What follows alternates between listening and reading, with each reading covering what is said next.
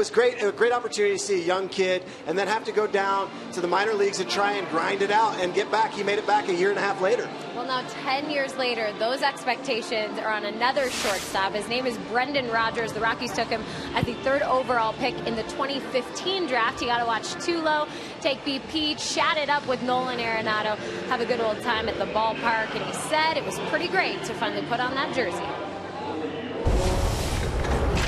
It was nerves and anxiety, just being anxious to get out there and play, but I'm more than excited to start playing, and it's what I wanted to do since I was 6, 7 years old. So time's finally come, and I'm ready to get out there. Well, 2 other notes I took from his press conference that I wanted to share. He did talk to Tulo. Tulo did give him advice because Tulo joked with the media on the day he was drafted that he wasn't going to share any of his secrets. And ladies, don't worry. I asked if he was keeping those signature locks. He said the hair is in place. It was good to see him, talk to the media. The way he responded, the answers that he had, I thought were very well thought out. I thought he also showed some nerves and some excitement that you would expect from a guy that just was the number, top pick overall, or 2nd pick overall. So for me, I look at this, 3rd pick overall, but I look at this as a fun opportunity for him. He's got a lot of baseball in front of him, and what a neat chance he has right now. Yeah, I thought he was very humble. He did a great job in front of the camera. The thing I liked was how candid and honest he was. He asked what he expected or when he expected to get to the big leagues, and he said, my honest goal is by 21. I like him having that goal, and I like him having that confidence. And of course he added, I have to prove myself to get there, and a lot of things could happen, but it is great to see a kid with some high expectations for himself and goals for this organization. Coming up next, we will turn it over to Drew and George. Brendan Rodgers will be in the booth with them a bit later, but Cargo and the Rockies getting ready to face the Astros.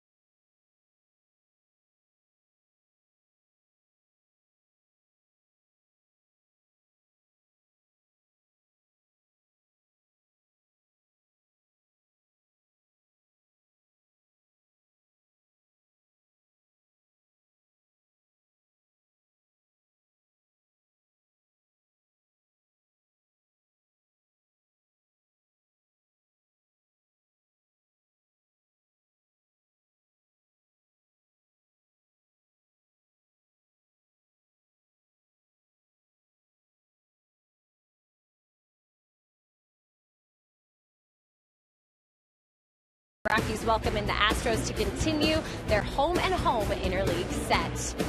And it's time for us now to get it up to Drew and George as the Rockies begin an 8-game homestand. Hopefully they find out there's no place like home, but Drew and George, they need to find a way to win here first. Absolutely. It's been an ongoing problem for the Rockies this year, just 13-18 at home, and it's really tough to explain. I know there's been bad weather, but that works for both sides. This is a club that should hit here at home. Yet, George, if you compare it to what they did last year, and it was a tough year last year, but they won 45 times here. They were scoring a run more a game at home last year, and this lineup's been, for the most part, fairly healthy. Well, Nolan Arenado with his home runs, 11 of them are hit here at home. Are they coming as solos? Are they getting bunched hits? Are they throwing up big numbers? That's the key. When you got a chance to bury somebody, you have to go and bury those people, and I think that's the biggest difference.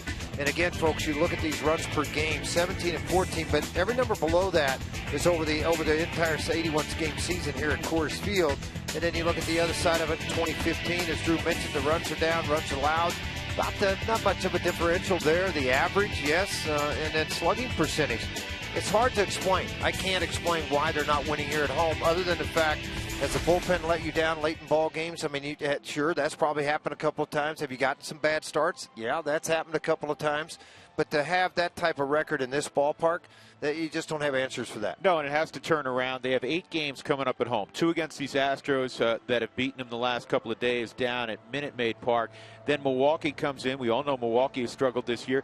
And then the Arizona Diamondbacks, a team you're familiar with, and another team that is below 500. So it is an opportunity, again, on paper, to get well. And they need to. They're 8 games below 500. You aren't facing Dallas Keuchel again. So you got, you're not facing a guy you haven't seen before, as you did in yesterday's ball game.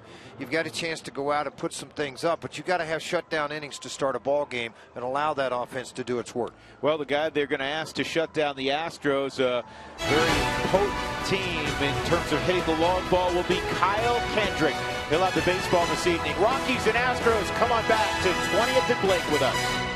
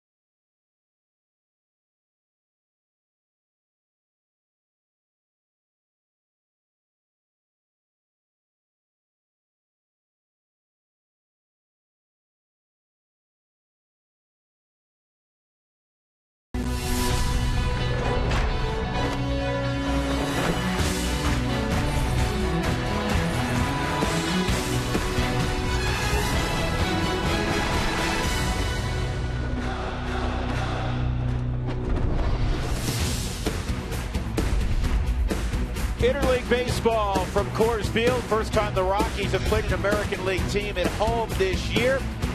It'll be 2 at the Houston Astros before Milwaukee comes to town. The Rockies lost yesterday down at Minute Maid in an afternoon affair 8-5. They lost on Monday night 6-3. Kyle Kendrick will face George Springer to begin things. Springer's hot. He has hit in 9 straight. Richie Dower get out of the picture. There's the former Rocky coach making his way to first base. George Springer is quite a talent. He plays with high energy and he's got a lot of pop in his bat. He had a couple of home runs against the Rockies on Monday night. Here's the Southwest batting order for A.J. Hinch. Book your low fare now at Southwest.com. Carlos Correa, the terrific-looking 20-year-old shortstop, he'll bat second. Jose Altuve, after missing 3 of the hamstring, was back in the lineup yesterday. Still a little gimpy. Preston Tucker, Chris Carter, Luis Valbuena homered twice yesterday. Jake Marisnick, Jason Castro will bat 8th. And then the left-handed pitcher the Rockies have not seen before, Brett Oberholzer, will be on the mound. So Kendrick making his 14th start of the year. And his last couple of starts, he's been good, George. Just much a couple of runs against him. Yeah, much better his last couple of starts, but the record's still 2-8, 587 earned run average. The 16 home runs ties Loesch and Shields, Jared Weaver for the most in the National League and American League. And then you have what the Astros have done. They've hit 91 home runs. That leads all of baseball. The Dodgers 83. The Rockies tied for 7th with 71. They have an amazing streak going. In 25 games this year, they've hit multi-home runs. They've had more than one guy hit a home run. That would be multi. In those 25 games, you with me? They're 25-0. Well, I mentioned, I heard yesterday, I was in Oklahoma, watched the telecast yesterday and the day before, and a lot of those stats coming out. A.J. Hinch, the manager, and I think a better manager than when he was with the Arizona Diamondbacks. His first trip to the big leagues in that role, quite honestly, wasn't very good. And then he left there, went to San Diego, and now managing the first place Houston Astros. And they've been in first place 63 days this year. They're 2.5 games up on their friends up in Arlington, the Texas Rangers. And Springer is a free swinger. He's really not your typical leadoff hitter. He's hitting that spot 21 times this year now. And he's reached in 20 of the 21 starts at the top of the lineup. Here's the 0-1. And this ball's fouled off. I said this on Monday about Springer, and I mentioned it to him around the batting cage tonight, that he plays with the same energy that Brandon Barnes does, and I mean that it couldn't be a higher compliment, because we all love how Barnes plays. He'll run through a wall, and that's how Springer plays. And he said that really makes me feel good. He said, because of my time in the Houston organization, one of my 3 favorite players to play with was Brandon Barnes. Just how he goes about his business. Yeah, it makes a lot of sense. I mean, both of them same type of player, very good defensive players, have a plus arm, cover a lot of ground, run to take the single to the double. 2 strikes on Springer. And the breaking ball's bounce foul. Even though these are considered 2 different series, these mini 2-game deals, the same umpiring crew works all 4 games. So Bob Davidson's behind the plate tonight. There's Bob. He's back home. He's a Colorado. David Rackley, Jerry Lane, and Hunter Wendelstedt, 1st through 3rd as well.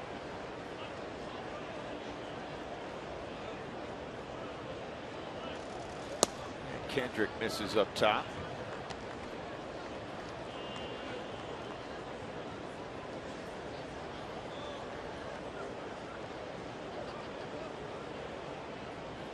Springer hit 20 home runs last year in less than half a season of action. Now, you mentioned Kendrick's last couple of starts, 13 2/3, 12 hits. He's only given up 4 runs. They were earned. 263 earned run average, and the opposition hit just 235 against him. Left-handers on the year, just the opposite, 315 average against Mr. Kendrick.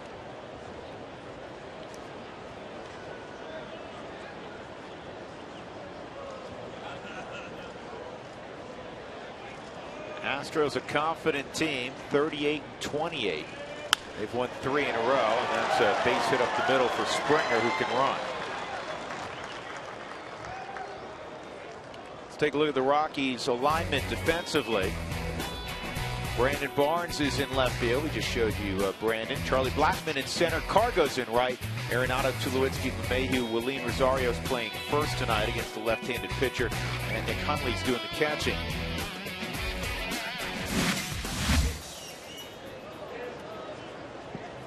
So Springer at first base now has a 10-game hitting streak as Carlos Correa steps in, the 20-year-old youngest player in the big leagues. Off to a very impressive start at 324, 2 home runs, 4 RBIs. He's catching the baseball. That was an area they wanted to prove, shortstop and starting pitching, as they go closer to the trade deadline, the position they are in the standing.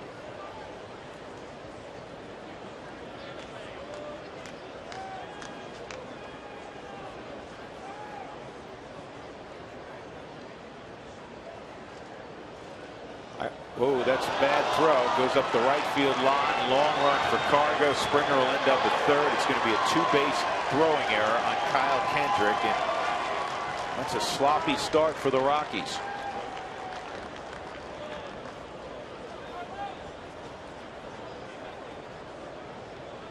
Well, you wonder, did the sun play any role in this at all? Look at Willeen. Nope, just a bad throw. Well off of the line of Willeen Rosario. And then Willeen jumped over the top of Springer.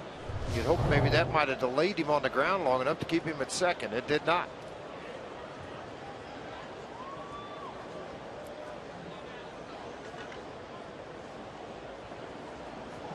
So it'll be very tough to keep the Astros off the board here in the first inning.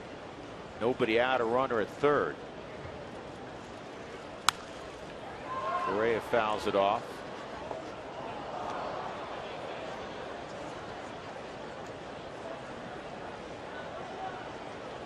That runner with nobody out at third base scores 87% of the time. Too many variables. I mean, there's so many things that can happen in the game that he gets to home plate.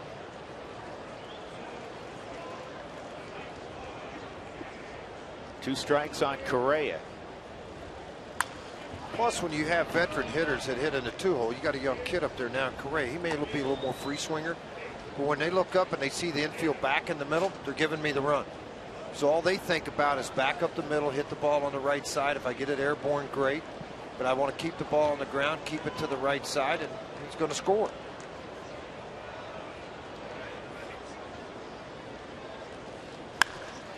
Well, he's going to score, and Correa's going to score also. That's a 2-run home run, about 5 rows from the concourse.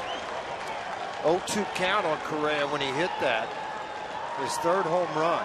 17th given up by Kendrick, which will take over the lead in baseball. Not particularly what you're looking for when you're a sinker ball guy, but Correa, a big home run. 0-2 count, trying to run the hard sinker down and in. Boy, Correa did a good job. Look at this, Drew. I mean, you talk about getting your hands inside the baseball and dropping the hammer on it. You see why it was the first pick overall in the draft not long ago.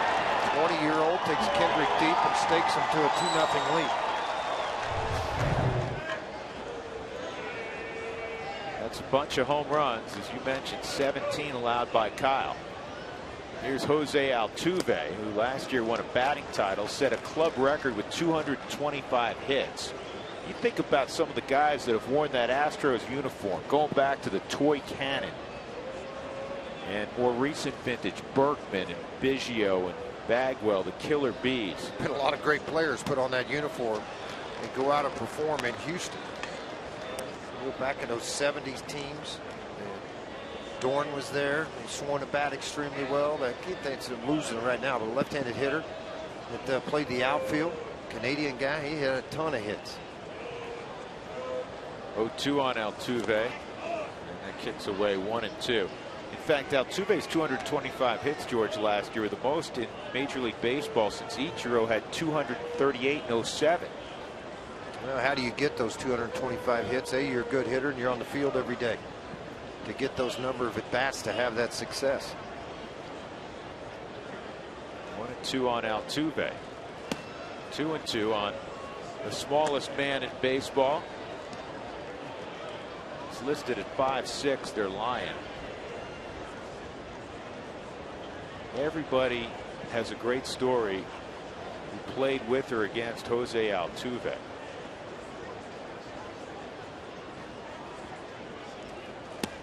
Told one the other day. I think it was, I'm trying to remember who told me the story. First time he saw him, it was an A-ball game. He got called up. First game, he had a walk-off grand slam. Cargo remembers him from winter ball in Venezuela. He had to convince a scout when he was 16 to sign him. He said, "You don't have to pay me." And he's running pretty well for a guy with a bad hamstring. Yeah, he came up pretty quick. I think he may have grabbed a little bit. Either that or he just said, "Hey, what am I doing?" Yeah, once he saw Tulo get the ball, he should hit the brakes.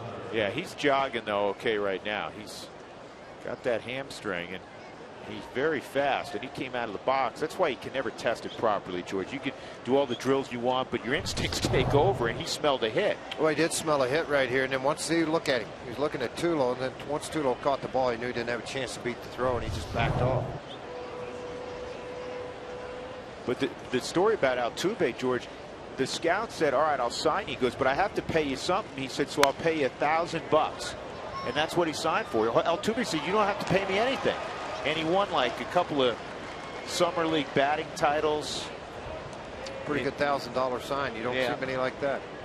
Man, oh man. And he came over to the States, and as they say, the rest is history. Preston Tucker at the plate, University of Florida product.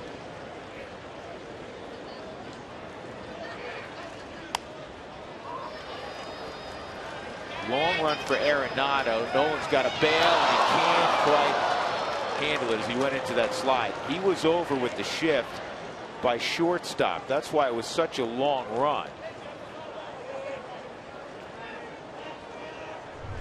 Well, and you can't take your eyes off the baseball. All you can feel is the grass start to leave a little bit, and you know you're getting close. So as soon as you start to slide, you're running, your eyes are juggling, and now all of a sudden you got to put a slide on and hope you're not up against that wall. He wasn't, but you're always aware of it. He made two more outstanding plays yesterday in the 8-5 loss. Diving stop to start a double play, and then a ball against Chris Carter. He ends up about 15 feet in foul territory and threw all the way across the diamond to get him. 1-2 on Tucker. 2 runs in on the Carlos Correa home run. His 3rd home run in his first 9 big league games.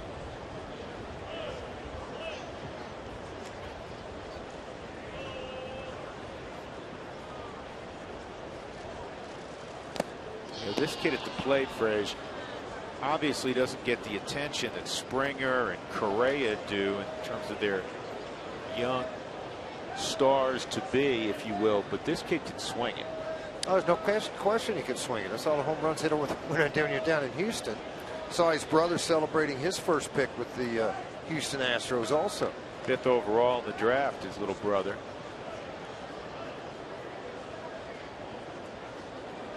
Big, strong guy. I mean, you look at his lower half, kind of that upright type stance, kind of bends the back a little bit, gets in a real relaxed position. Hands are relaxed at the plate. And his brother's about 4 or 5 inches taller than Preston. Look about 6'5". Yeah. 2-2, ground ball to Troy. He'll retreat a little bit, get the top spin hop, 2 outs.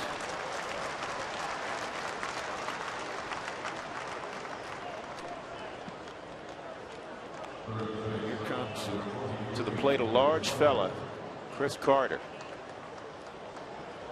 That was kind of the fun part for me, living in Tulsa at the time and still there, but watching Corpus Christi come through, because I saw Springer, I got to see Carter, I got to see a lot of these guys come through, and to see their development, not only physically, mentally, their approach at the game. Fastball's outside on the very patient Carter. He's one of the more patient hitters in baseball. We talked about this Monday. 52% of the time, one of 3 things happens. He strikes out, he walks, or he hits it over the wall. That tells you why he's got a 201 average.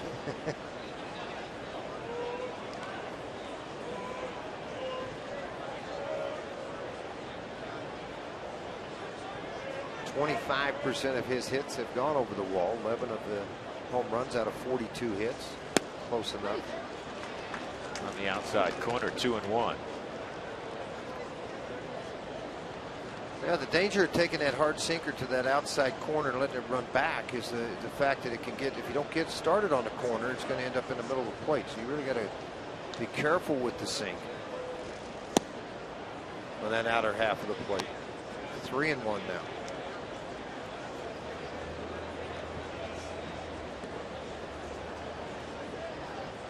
Looking forward to have Brendan Rodgers in the booth in the 3rd inning, the #1 pick of the Colorado Rockies. Forward to shortstop.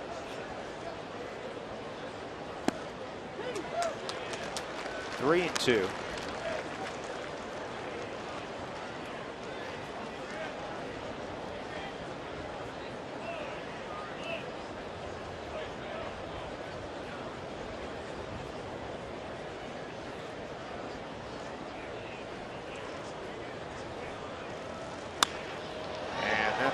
Shot down the right field line, 1 hop to the corner, and Carter will end up at second with a double. This is what the Astros did to the Rockies the last 2 days. They hit early and often. They produced 4 runs in the 1st inning on Monday. And they jumped out hard on Chris Russin yesterday. Subaru Super Mo, you can see the fastball. It is on that outer half, but it had a little bit of run back to the middle of the plate. The infield was playing severe pull. The outfield was playing to right field. So he just took it, the ball up in the zone. He takes it out to right field, hits that chain link. I thought when it was hit, because it was hit so hard, the cargo might have a play at second base. But once it hit the chain link, it just killed the baseball. Here's their hitting star from yesterday, Luis Valbuena. 2 home runs. He drove in 4. With runners on base, the opposition has hit .313 against Kendrick with nobody on, .257.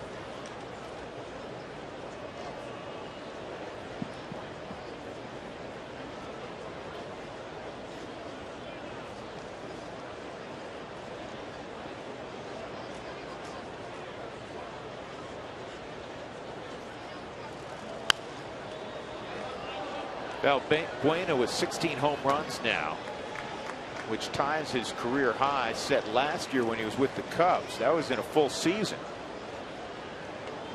Now, both ballparks can be very good hitters' ballparks, although Wrigley has more of a weather effect in April and May and then in September than what the ballpark in Houston does.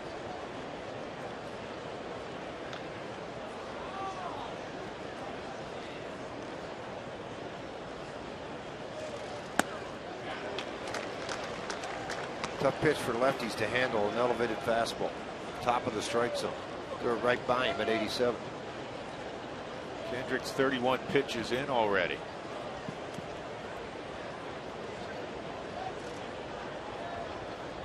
The Astros overall .217 average with runners in scoring position and 2 outs.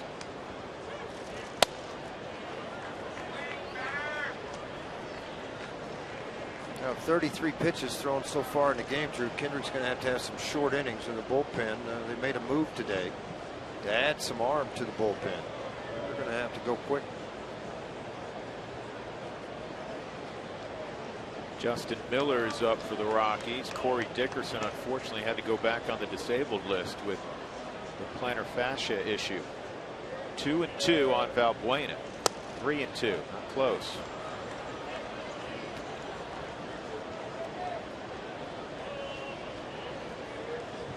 Astros have scored 10 runs in the 1st inning over the last 4 games.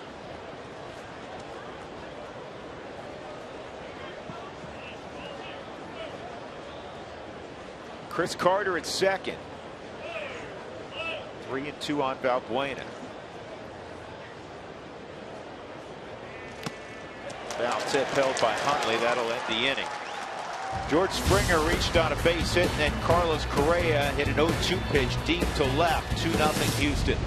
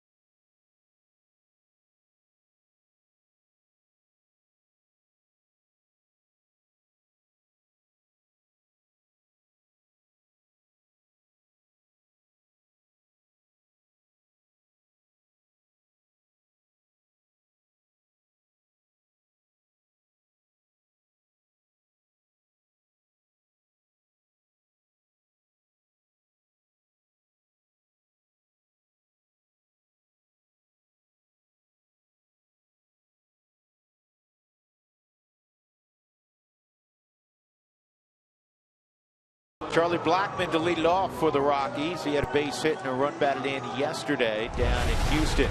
Rockies facing a left-hander tonight by the name of Brett Oberholzer. And the lineup for Walt brought to you by Southwest Airlines. Book your low fare now at southwest.com. DJ will bat second, .332 average among the league leaders in that department. And Tulowitzki, Gonzalez, Arenado, Rosario, Hundley, Barnes, and Kendrick. Well, Oberholzer, you look at him making his 5th start. He had struggled at the AAA level this year, and pretty mightily, actually. Had 1 start against Tacoma. He went 2/3, 7 runs given up, 5 1/3, none in his next start against El Paso. He got the promotion. Made a start against San Francisco, 3 innings, 5 hits, a run. And since that time, particularly his best outing coming against Seattle. His last outing, 8 innings, 3 hits, 2 walks, 5 strikeouts, no runs. So that 1-1 record and a .212 earned run average. Somewhat of a left-handed version of Kendrick. He's not overpowering. And he does a good job of fielding his position. A former Atlanta Brave. They're seemingly everywhere. Here's Houston defensively. Tucker, Marisnik, and Springer in the outfield. Valbuena's at third. Correa's at short. Jose Altuve is at second. Chris Carter at first. Jason Castro, the former Stanford product, is behind the plate. I think it's amazing to me. When you point this out, Doug and I were just talking about it. The Rockies have 71 home runs. It's tied for 7th most in baseball. Yet they only have 7 against left-handers. And that surprised me because of Arenado, Tulowitzki. Well, part of it also, George, you remember a couple of years ago, it seemed like every other day you faced a lefty in the division. There were a lot of left-handed pitchers in the NL West. There's less now, a couple pretty good ones in Mad Bum and Kershaw, but there's less now, so I don't think you're getting the same number of at-bats against left-handed pitching. 519 at-bats so far against left-handers in the season. I don't know what that compares to years past. And just 7 home runs. Yeah. It just seems like it's low to me. I would agree with you. That is a low figure. 1 ball, 1 strike. And DJ hits it sharply. Correa comes up with it. It's a good play by Correa. He made a couple of fine-looking defensive plays down in Houston. 2 outs. Troy Tulowitzki, who's hitting over 400 against left-handed pitching, will take his turn. Who wants tacos? When the Rockies score 7 or more, go to participating Colorado Taco Bell locations the next day between 4 and 6. Get your Rockies taco special. Live Mas at Taco Bell.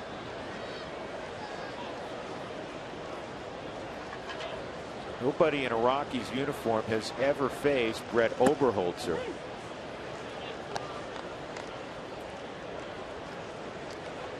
Tulowitzki's 2nd highest average versus left-handers. 408 average, yet 3 home runs, 11 RBIs against them. Tulo on the year has 7 home runs and 34 RBIs.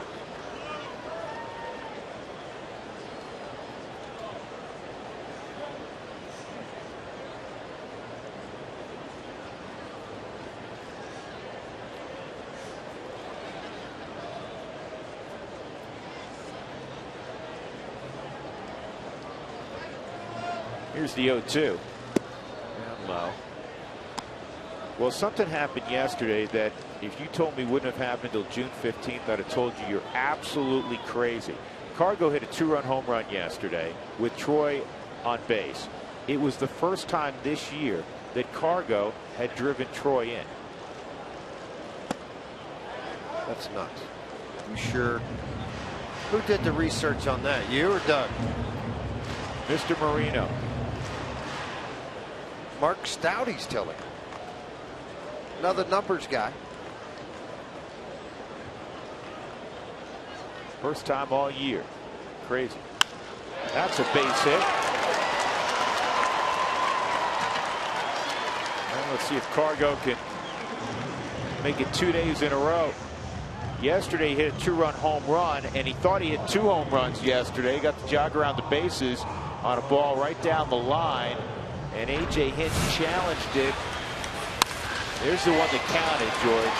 Yeah, and it went long and far, too. And then the second one, and I watched this at home, and I'm thinking that's a home run all the way around. But then Cargo didn't really argue. What are you going to argue about? You got the replay. But I thought it was fair. He was hit so far.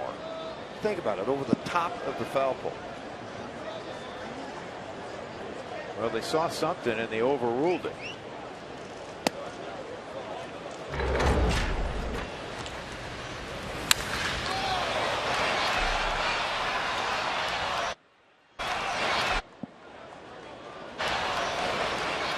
Both of them were hit really, really far. They initially, as we talked about, said home run.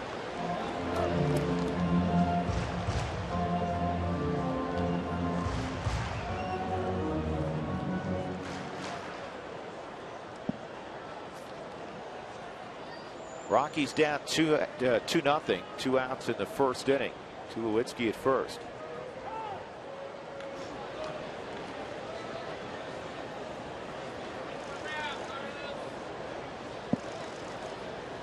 Bob Davidson, we're showing you because he was at first base yesterday and he saw it initially as a home run. This ball is well hit left center field. Chasing is Marisnick and he'll get there right by the wall. So Cargo gave it a ride to left center field, but Jake Marisnick, the former Marlin, runs it down. 2-0 Houston.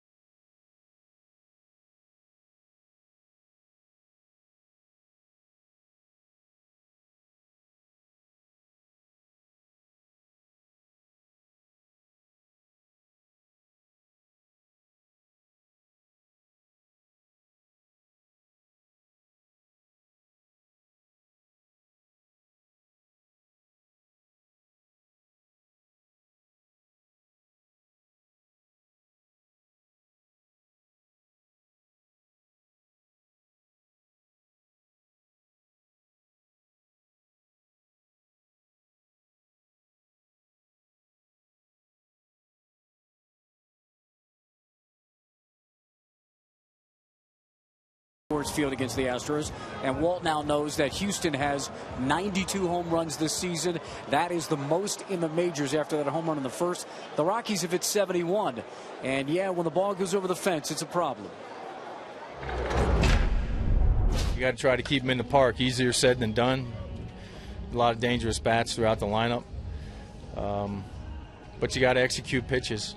You know, that's as generic as that sounds. That's what it comes down to. You leave balls in the middle of the plate and they barrel it up, it's going to leave the park. George, you can talk about that. It is as basic and generic as you get, but you got to make those pitches and you got to get it done on the hill. Well, you know, the thing is, Mark, you hear me over the course of years say you never see a ground ball jump out of the fence. And that's the thing about it. The Rockies have gone from having power guys on the arms, so a lot of power arms, in a starting rotation to guys to try to keep the ball on the ground. But when you make mistakes and it's up, and you got a team that does strike out a lot, but they hit a lot of home runs, pretty simple ingredient, but sometimes harder to execute than you think it is.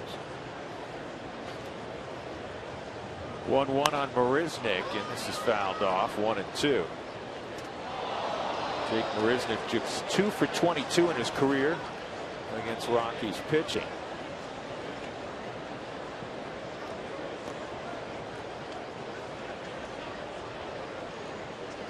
The guy originally, George, the Marlins wanted to build around. They brought him up around the same time that Christian Yelich came up. Well, high draft pick, and then you know, guys started playing better. Soon they'll start playing better in center field. So they, hey, we'll just make the move and try to get some pitching back for it.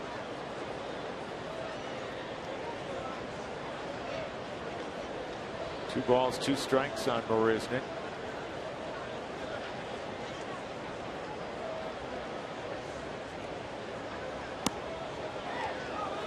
3-2. He's a good-looking athlete. He's 6'4", about 225 pounds.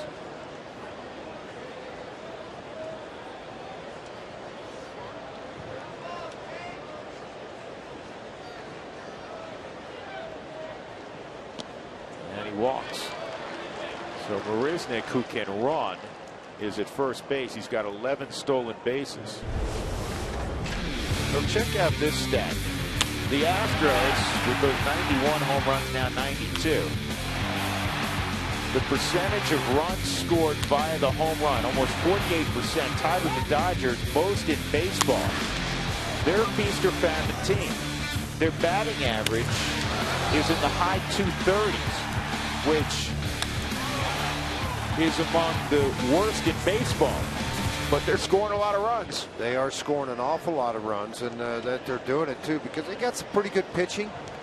But you look at their ball club, they don't just score early, they score throughout the game. And that's the difference in teams that win a lot of baseball. They put pressure on you throughout their lineup. Jason Castro at the plate, he's got some pop. 7 home runs for the starting catcher for Houston. There goes Marisnick, and the throw by Hundley's on the bag. Out at second base. Beautiful throw from Nick Hundley. Well, he got rid of that quickly, too. That was textbook. Of course, AJ, you got the phone call. Now you got the look. Is he going to keep it? What are we going to do? Big jump at first, too. 4th time he's been thrown out this year. I think he's out. No question about it. And so does AJ's replay people up inside on the Subaru Supermo. You can see it plain as day. Good job, Nick Hundley.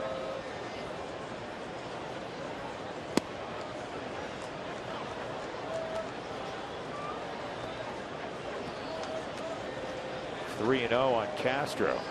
So how big was that throw by Nick Hundley?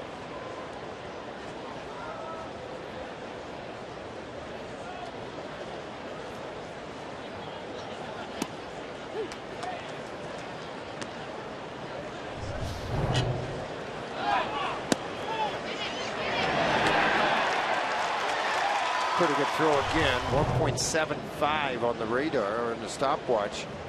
Kept by Drew Goodman. So at the worst case, he's got kind of slow fingers. So let's say it was 1.8 something. That's still really fast. That is really fast. Well, another walk after. Major league average is 2 flat. So he was really quick there. Great job. Great transition by Nick Hundley. So back-to-back walks. That's really unlike Kyle Kendrick.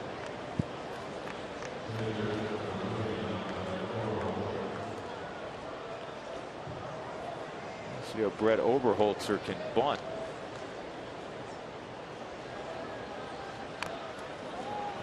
Nick's got a chance. No, he's going to go to first. Castro got a good jump. He thought about it. 2-4 on the put out at first. 2 gone. That'll bring up George Springer with every challenge call. The Subaru eyesight review will determine the outcome. Love it's what makes a Subaru a Subaru.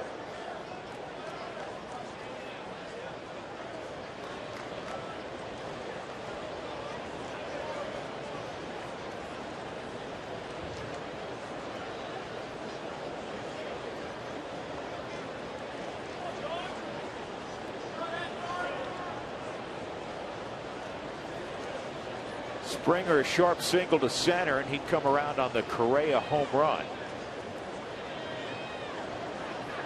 Astros up here in the 2nd inning, 2-0.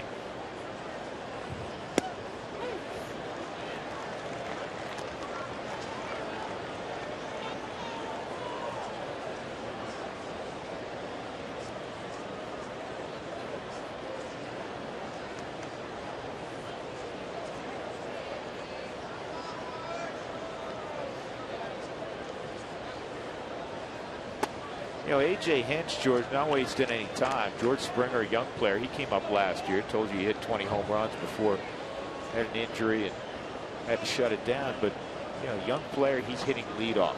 Correa is 20. He's been in the big leagues for 10 days. He's batting in the 2 spot. Yeah, how about it, huh? Pretty amazing, isn't it? We're breaking in slowly at the bottom of the lineup. Off the plate, 2-1. Springer started slowly this year, hit just 200 in April, but he's come on. He's hit 390 so far in June. And he now has a 10-game hitting streak after the first inning single.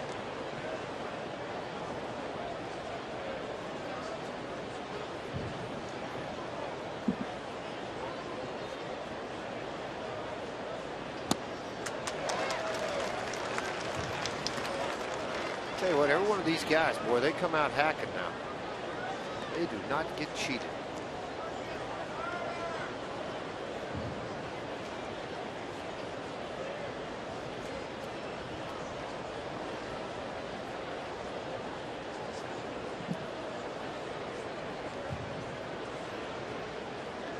Two balls, 2 strikes on Springer with 2 outs.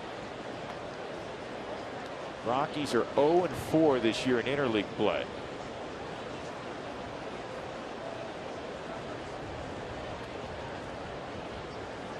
On the flip side of that, the Houston Astros in interleague play are 6-1. We always talk about the importance of scoring first. Well, when Houston scores first this year, they're 26-5. When they don't, their record is, I had it, George, right in front of me, and I lost it. Where did it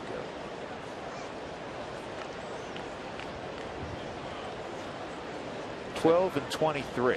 It's a doctor's handwriting you like stuff. Yeah, you're right. The Rockies are 8-30 when they don't score first, 20-6 when they do. This is up the middle with eyes. Here comes Castro around third. He'll score to make it 3-0. And Springer is 2 for 2, and he's driven in his 24th run of the year. Yeah, for a ball club only hitting .223 with 2 outs and runners in scoring position, they come up with a 2-out base hit here.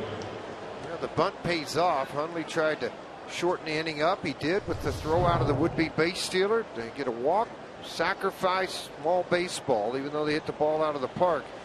They got the ability to do this also, and that's exactly what happened to make it a 3-0 ball game.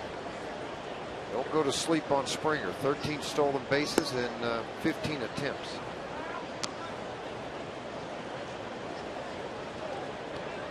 Correa, 2-run home run on an 0-2 pitch.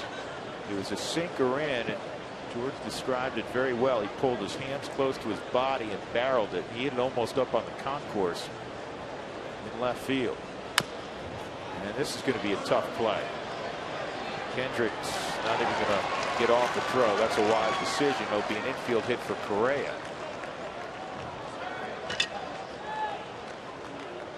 Well, they got a lot of pop, and there's a lot of athleticism. They lead the American League in stolen bases. Just talked about Springer being 13 of 15 stealing bases. Correa can run. Altuve leads the American League with 17 stolen bases. You go a little further down the lineup, their center fielder Jake Marisnick can run. A lot of guys who can hit it over the wall, but they're athletic. They're not just big, strong guys that go station to station. And the guys that Jeff Luhnow went to draft, the guys that he wanted, give me the best athlete. We'll figure out where to play him, but give me the best athlete. He can steal a lot of bases, can throw, got some power. Will the power develop?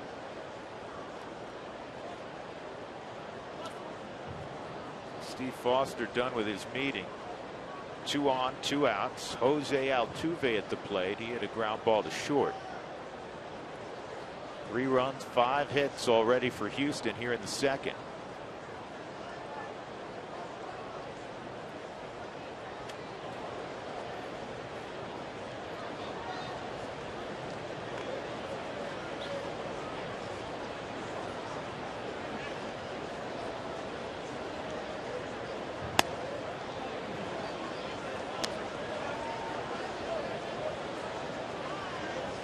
Evan Gaddis was telling an Altuve story to me earlier. He said he played against him in the Venezuelan Winter League and he hit a home run. He said, I thought the stands were going to collapse. They were so loud. He played for the government team in the winter ball. Altuve did, the state team, as Evan described it. You know, when you're a little guy that can play, everybody loves you. It's Gaddis. Well, you're the guy that wasn't supposed to make it. You're the guy that weren't big enough. You were the guy that couldn't do this, couldn't do that. Everybody's finding out things wrong for you. And it's how a little person wears that on his shoulder. You put a chip on their shoulder and they come out and they start playing. They'll prove a lot of people wrong if given a chance. Very popular in that Houston clubhouse. Really popular throughout baseball. He was on a holding court during batting practice. Several of the Rockies went by. Here's the 1-2. And it's punched to first. Rosario's got it. That'll end the inning. 2 left on. A run did score on the base hit by Springer. 3-0 Houston, middle of 2.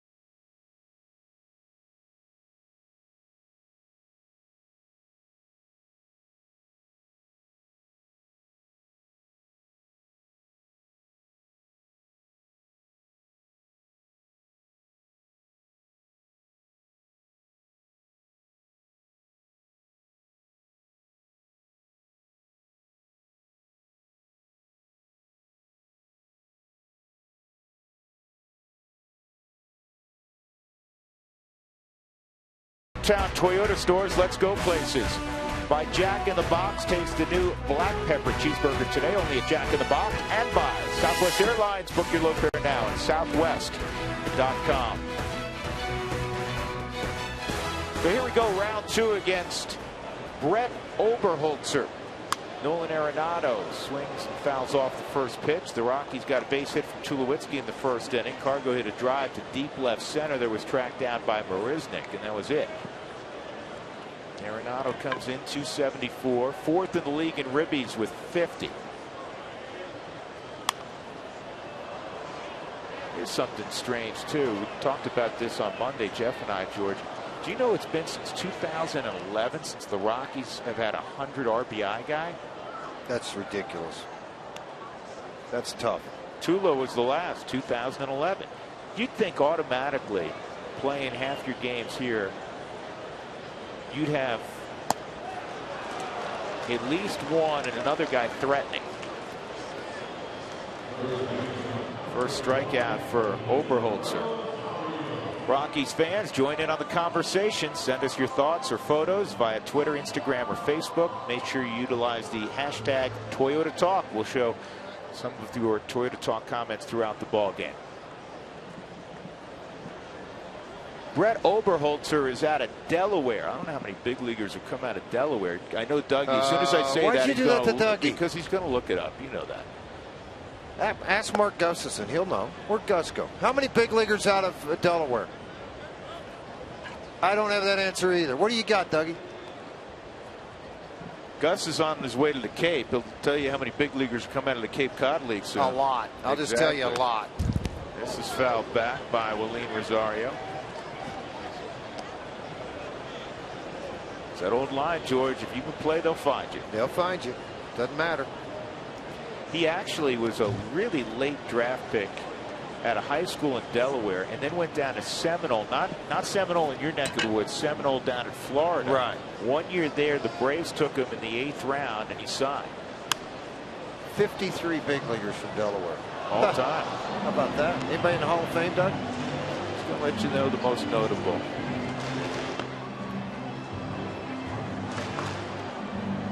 I think they have a great player from Rhode Island, Davy Lopes. No, he's just all right. He wasn't great. He was a really good player out of Rhode Island. Come on, tell it like it is. 1-2 on the baby bull. Torn up left-handed pitching. It's inside. Oh, how about this, George? I got 3 names for you. One's a former Rocky. Good guy, John Mabry. Swing it. Delino DeShields is from Delaware. Did you know that? Yeah, his son's in the big leagues with Texas right now. Off-speed pitch and strikeout. 2 gone. Who's the other one? But here's the capper. Who may be? Well, you got Miguel Cabrera and you got Mike Trout. Who's one of the 3 best? I mentioned those 2. Give me another right-handed hitter right now in baseball that you'd say is one of the 3 or 4 or 5 best hitters in the game. Albert Pujols. No, it's not Al. Albert's not from Delaware. Okay. You said great hitter. No way. Paul Goldschmidt. Was he born there? Where was he raised, Dougie? Texas. Born in Delaware. I know he's really good at Texas State. Doug, did you mess up the TX and the DE? He was born in Delaware?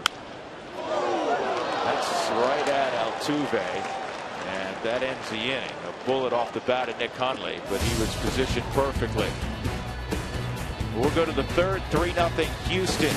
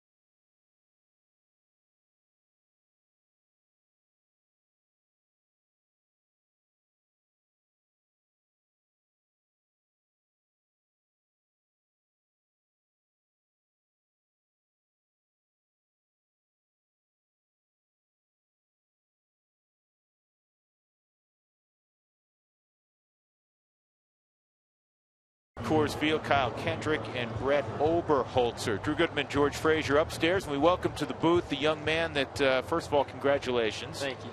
Just signed today, the Rockies' top pick. They had 4 of the first 44 in the draft. This gentleman went 3rd, Brendan Rodgers, a shortstop out of Lake Mary High School in the Orlando area. Yes. It's been a whirlwind few days for you, hasn't it? Yes, it's been very exciting, but I'm glad to be here. Yeah, you got to watch BP today behind the cage, and you're looking out there, and a bunch of guys you watched or maybe had their baseball card. Pretty cool, yeah. huh? Oh, yeah. Well, the ball, seeing the ball off some of their bats was just unreal, seeing how far the ball went. Well, I read somewhere where you said, I try to watch everything Tulowitzki does. You got to watch this play here. Got a sun play. He did that on purpose. Yeah, he did. Yeah, with the sun back here in the background, it really makes it tough sometimes to be able to make a play on the baseball and be able to get it completed. That's Nolan, by the way. Yeah, he's pretty good. Got to know him pretty well. Well, another high school player that's gone to the big leagues. I think the Rockies have 7 now on the roster that were drafted out of high school and had reached the big league level. Did you do the whole perfect game thing and all that stuff in Florida that you do? What a great operation they run too. Yes, sir, definitely. I did a lot of those events, and I showcased pretty well at them, and they got me in a good place. You were first team perfect game All-American. I checked your perfect game. Yes, sir. Yeah, you did well. Thank you. What do you think is your best attribute right now as an 18-year-old? I would have to say defensively my arm, and offensively probably just how I can square up pretty good arms a good amount of the time, whether I'm getting a hit or getting out, or I just square the ball up as much as I can. Yeah, and I'm going to tell you, going into this, you're going to face some college guys a little bit older, know what they're doing a little bit, and you know, I say this all the time. This ball's hit well to center field. Hope it gets some flaps for Charlie to make a play on it. It will. That you're going to have ups and downs. Yes. And it's how you handle all those ups and downs, because at perfect game you face good pitching, but you're going to face some 23, 24-year-old guys. But I think, you know, the best advice I could ever give a young player is you're going to have ups and downs. Exactly. And it's going to be fun. But I will tell you, playing in Grand Junction is one of the best cities in America. It is so pretty. And even though you might have like a 400-hour bus ride, take pictures. You're just going to see some of the most beautiful, beautiful land in America you've ever seen in your life. And you know what else, Brendan? It is a great baseball town. You probably heard about it. They host the Junior College World Series for years. And in fact, we used to televise it many years ago, and they pour out. So you're gonna find it to be a neat place. That's what I've heard. 2,000 to 3,000 fans almost a night. Every night. Now let me ask you something. Did you pay off D. Gordon? Because we just saw D, and I asked him about you, and he said, man, he's a great kid. He can flat out play. I love that guy. I grew up actually being lucky to take ground balls with D and hit with him. And this past off season for him and me, I got to work out with him at the same gym. We got to hit together, take ground balls together. So I got pretty lucky. And you see how you've done it before. Then you see a big leaguer do it. Yeah. Not the same thing. No, definitely not. You know, when you take those 100 ground balls in high school and the guy and D looks at you, go, where are we going? We got 400 more to go. Exactly. Yeah, he's a machine. He's tearing it up this year. He is tearing it up. He has turned himself into a big league star. Oh yeah. Ralph Blaine at 1 and 2. There was a kid down in Miami. We were just down in Miami. I know you're now following the Rockies closely. A young man from Toronto who was also drafted in the first round. I don't know if you played against him. I'm forgetting the name. Left-handed bat, first base, big body kid, about 6 foot 220. He was hitting balls into the second deck out of Toronto. Do you remember him? He was taken by Miami. Yeah, that's a big man. Oh, Naylor. Yeah, Naylor. Josh Naylor. Yeah, Yes. I got to meet him, and become pretty good buddies with him over the showcase, the series, perfect game, all that kind of stuff. East Coast Pro, he was at all of them. Yeah, good deal. Can you hang in there another half inning? Yeah. All right, good deal. We'll continue on. Brendan Rodgers is with us, the Rockies' first pick, 3rd overall in the June amateur draft. A few days back, 3-0 Astros.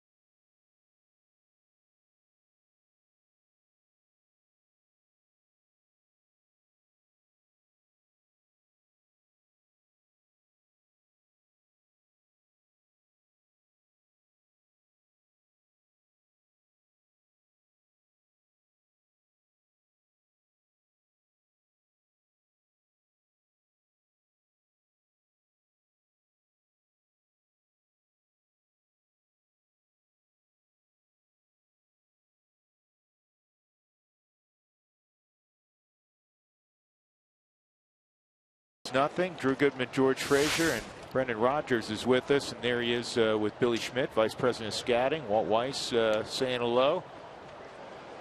Was there anybody you were nervous to meet, Brendan? No. I talked to Tulowitzki the most though, but him and Nolan, good guys. Well, I think part of that is because you have been around it. Yes. You've been around the spotlight. It makes it a little bit easier to carry on a conversation because guess what? It's still a round white ball and it's still a bat. You still swing it, you catch it, throw it. So they're just doing it with 4 decks hanging around. So Marwin Gonzalez came in for Jose Altuve, so that hamstring's obviously flared up a little bit. Brandon Barnes leading off, and he pops it up. Correa's called off.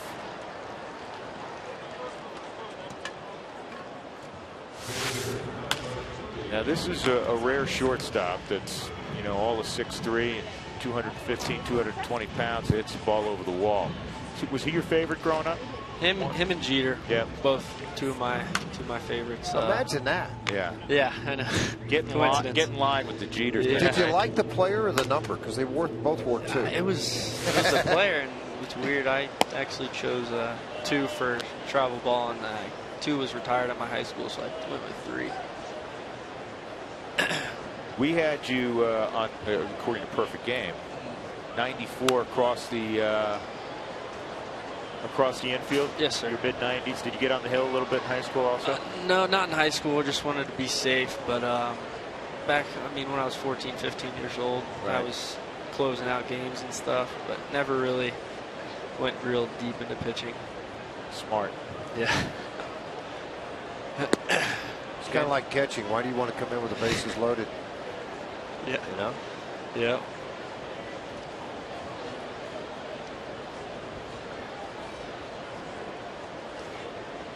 Now you come from a soccer family, is that right? Yes, sir. You're the only baseball player? Yeah. Well, I have one other cousin from my dad's side who started baseball, but pretty much everyone else is soccer. Yeah, I think too. There's probably a lot of athleticism going on. Great picture of you and Mark Gustafson and Bill Schmidt having a shaky hand signing that. Yep. Earlier today. And you're flying out tomorrow to start your career. Yes, sir. I fly out tomorrow morning to Idaho to meet the team and the coaches. Idaho Falls, great ballpark. Yes, that's what I've heard. Meet the coaches and stuff, and then I get the old bus ride back on Sunday night to Grand Junction. It's a breeze. Yeah. Yeah, it's a breeze. If your data plan's not up to date, get it really expanded. I got unlimited. There you go. Yeah. And then you can watch Netflix while you're riding. Exactly. It's perfect.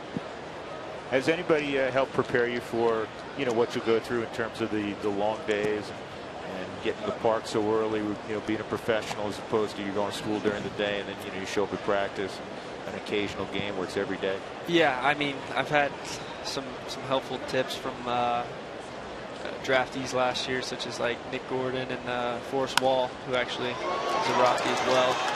But me and Forrest are probably the closest out of the draft picks, and he's doing well. Yes, he is. I talked to him today. He was the first one to text me congratulations on signing, and hopefully I catch up to him and we get to play up the middle one day.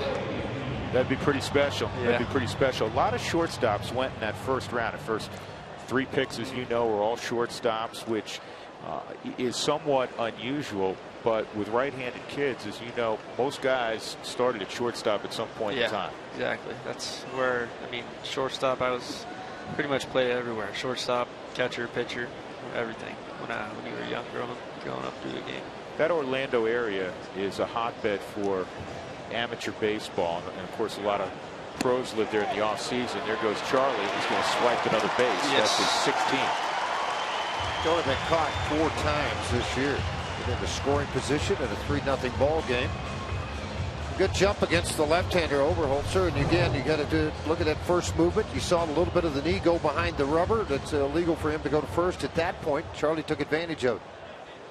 See all the cool shots you get up here and everything? That's the Subaru Supermo, by the way. Yeah, get a nice little shot sliding in. Ooh. Yeah, close, wasn't it? Yeah, came up. And a little bit. That is exactly why A.J. Hinch is going out. A.J. saying, hey, I got a call from upstairs.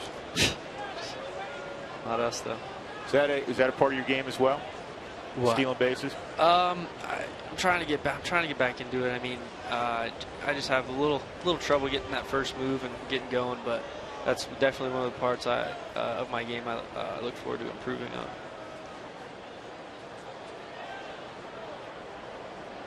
They will not have this in Grand Junction. Yeah. You don't have to worry about this. What's that? The instant replay or the 4 umpires talking together? First of all, they only have 3, I think.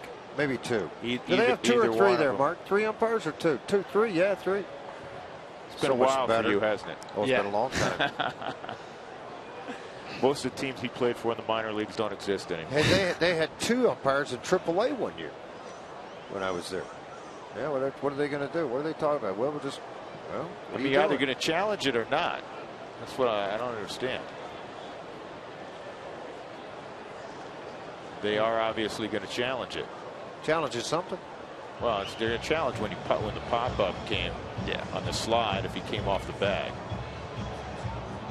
That's why now, guys, Brendan, as you know, they keep the glove there the whole time. Keep it down. Just they either come off, pop up. Yeah, don't swipe tag anymore. Hold it. It's time for a Subaru review. Whether you're on the road or at the game, everybody could use a second set of eyes.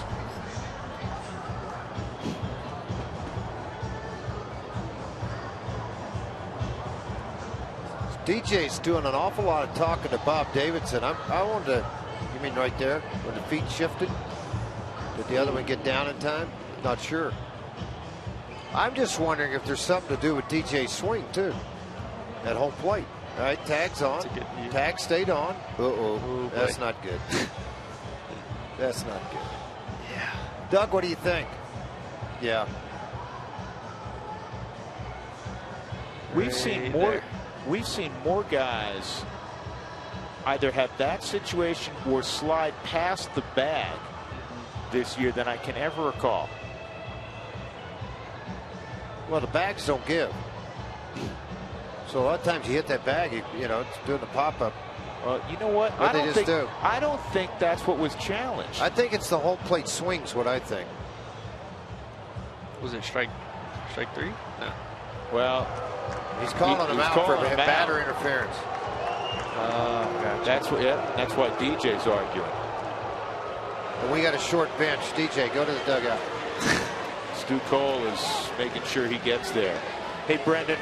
Most importantly, we wish you all the best. Congratulations on this is awesome, man. I love this. Thank you guys for having me. Go have fun. We look forward to seeing you out here at some point in the not too distant future. Yes, thank you. Just remember, it's a game. It's a fun game. Fun. A great path, man. Go where, enjoy it. Thank you. Walt just got tossed. Just met him.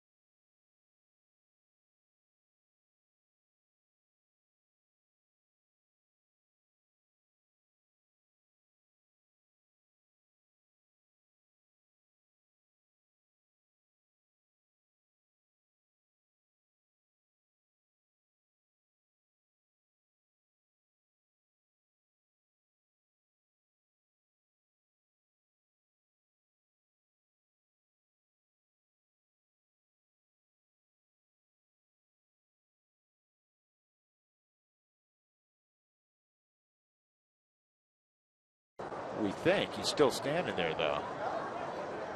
And now Walt's leaving, so he was thrown out. And we were looking at the wrong thing, George, and honestly, Charlie was out at second because he popped off the bat, but that's not what they were looking at. They said that LeMahieu came across the plate and interfered with Castro. He didn't. Watch this. He didn't move. Look. Are you kidding me? Yeah, he never came out in front of anybody. We'll have an was that the explanation you heard in your headset? No, we'll get an explanation via shortly. email from New York. That's how it works. And Major League Baseball is great about doing that this year. They send it out very quickly. Whatever they want. And we'll pass along. But he's arguing still with Jerry Lane, who's the crew chief.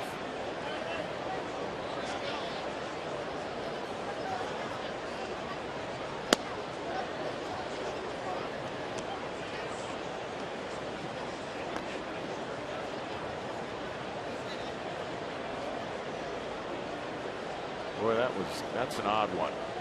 1-1 on Jake Marisnick. And this is in the air to left, and Barnes will get there, 1 out.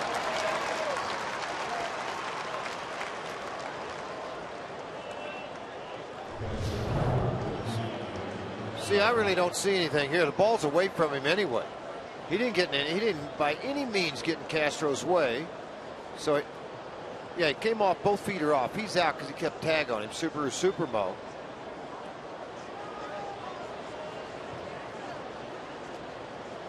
Jerry Lane's just like, you're gone. I'm going to go out and back out to second. Guess you can't argue the review.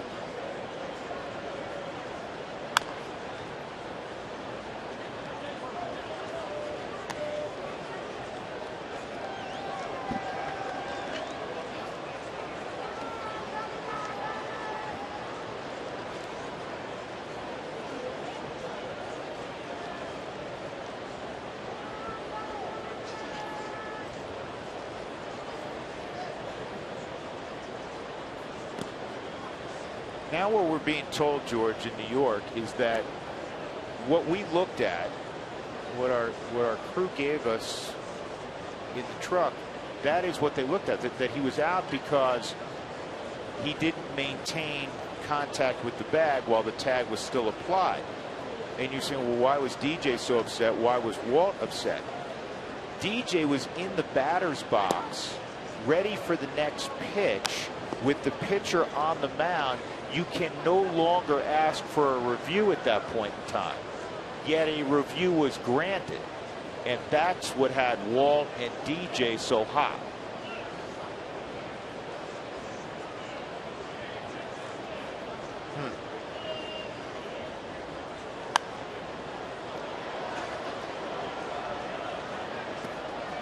See, I'm sitting there and I'm going to be the fan sitting at home. Just because he's in the box, the pitcher's ready to throw it, you can't review it. Why can't you call time as a manager at that point and say, I want to review the play at second base? Well, I think there's a finite amount of time to review. Well, that's my play. point. I mean, is somebody cloud a clock on that or something? Well, the pitch hadn't been thrown. He hadn't come to a set position yet. I mean, I'm being the fan at home here. I think that if the next pitch is ready to be that's why the pitcher in that situation, we've seen guys intentionally delay the game, if you will, waste time so they can look at it underneath, and then the manager will formally ask for a challenge. And in this case, this ball sharply hit at Willeen. Castro's out. In this case, that wasn't done. Oberholzer got right back on the mound. Just seems weird to me that if the ball had been put in play one way or the other, even pitch thrown or ball hit, that you still have time to do that. Tell you what, Willeen was out here early today, and he worked hard on picks out in the grass, ground balls right at him. Stu Cole was out here for about an hour with him. Got 2:15 working on all that. Paid off early in this game in the fourth inning with 1 out. A hard shot by Castro, and he just buried it against the body, picked it up, went to first base with it.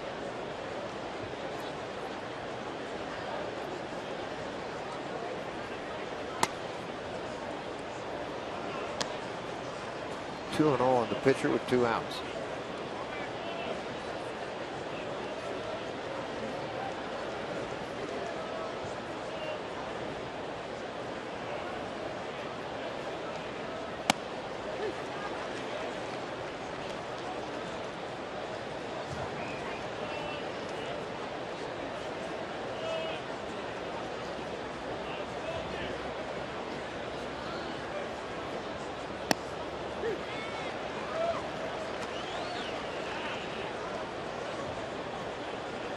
2-2 on Oberholzer.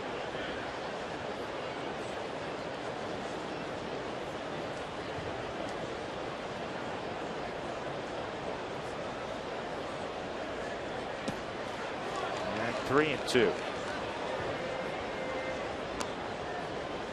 80 pitches in here with 2 outs in the 4th inning. Rockies down 3-0. They've been out hit 5-2. They have really struggled offensively the last week on that road trip. They hit 195.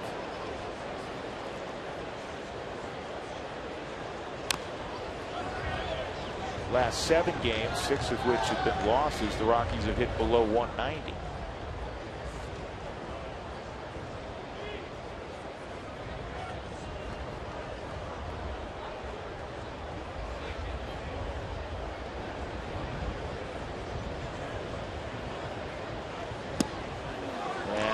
Misses there. Ball 4. 3rd walk allowed by Kendrick. Just walked a pitcher. Be sure to check out Great Clips charity cuts tomorrow. Stop by Great Clips kiosk near left field for a free haircut from a Great Clips stylist. You went today, Drew, with all the donations going to the Colorado Rockies charities.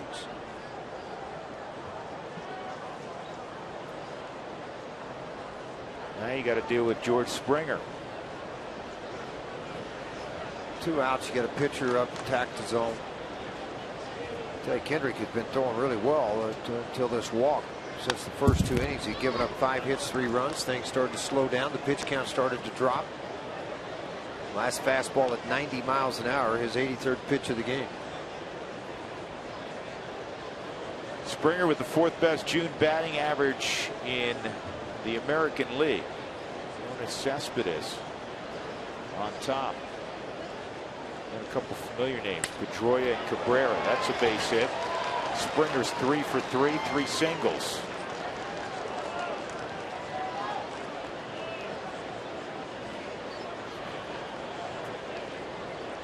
I'm just going to say this right now, only because it's interleague play and Oberholzer has had to run the bases this inning. I bet the Rockies score a run next inning. Won't bet? Could score multiple runs. I'm just saying that's just because they had to run the bases. I've seen it so many times where a visiting pitcher comes in here and he has to run the bases and then struggles that next inning.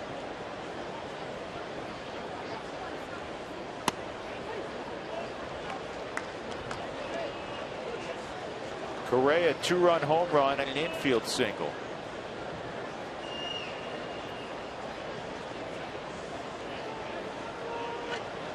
Played slightly more than 50 games, George, above high A baseball. Obviously a very, very good player. A young player. Do you remember, Frazier, when he was taken #1 overall?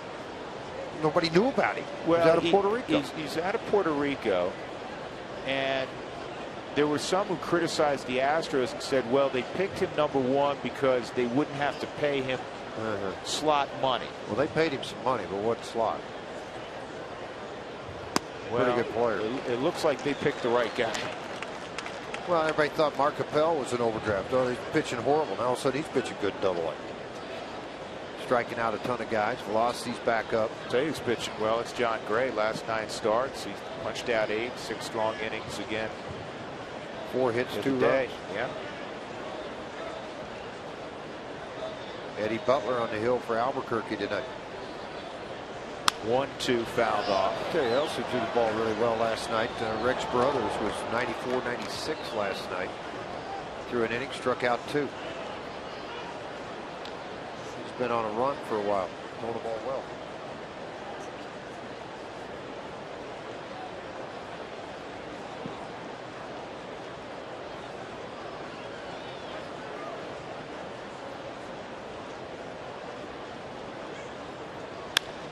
This ball on a line to deep left. Barnes had it played perfectly, and Correa is the final out of the 4th inning.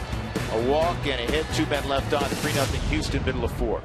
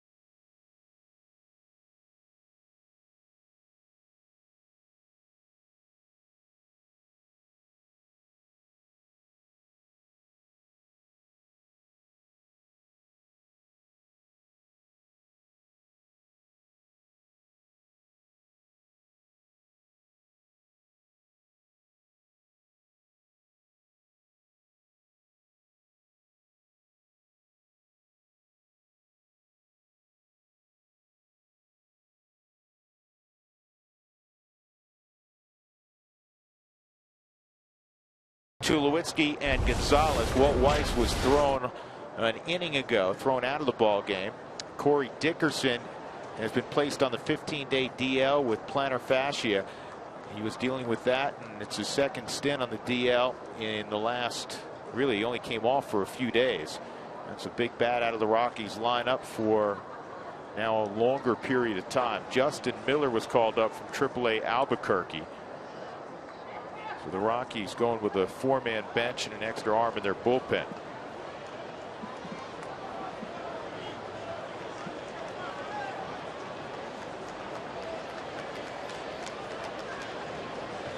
So DJ back at the plate. The rule is that if the pitcher's on the mound and the batter's in the box, you can't then be granted a review for the previous play. And the umpires seemingly ignored that.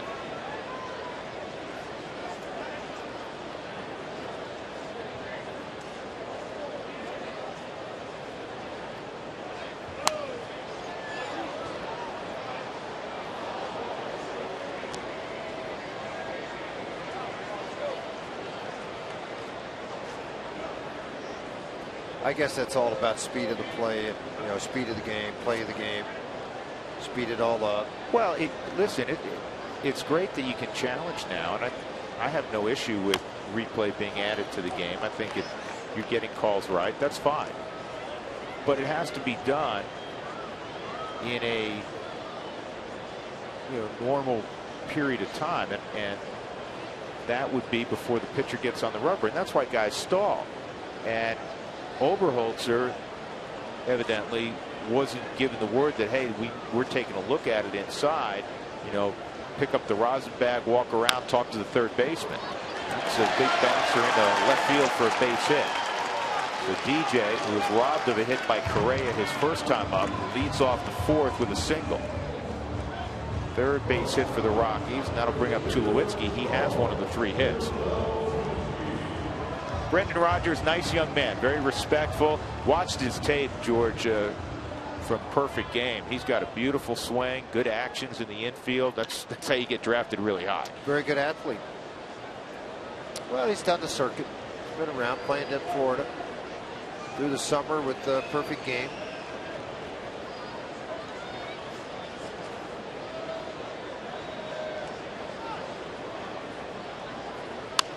Tulo drives it to right, and it is a fair ball. Short hops the wall. Springer will play it there. LeMahieu's going to get a stop sign from Stu Cole. Down by 3 runs. Rockies in business. Second and third, nobody out with Cargo coming up.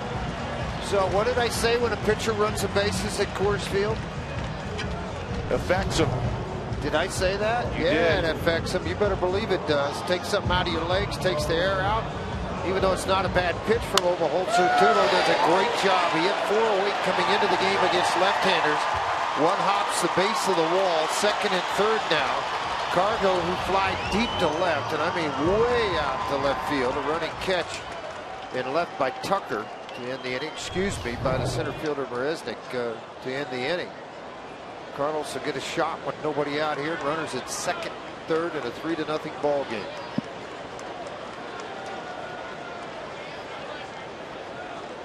Shift on with 3 on the right side for Cargo. And he drives this to left, and tagging, here comes DJ. And he's going to score on the line out to Preston Tucker. 2 balls, I can't believe Cargo hitting them right on the button. I don't know that he could have hit them any harder. So gets the Rockies RBI though. within 2. Cargo with 23 RBIs now. I'm with you, George. I like the direction of the baseball off Cargo's bat right now. It's jumping. I don't really care where it's going, to be honest with you, to a direction-wise. I just look at how it's jumping. He's not getting fooled. It's on the button.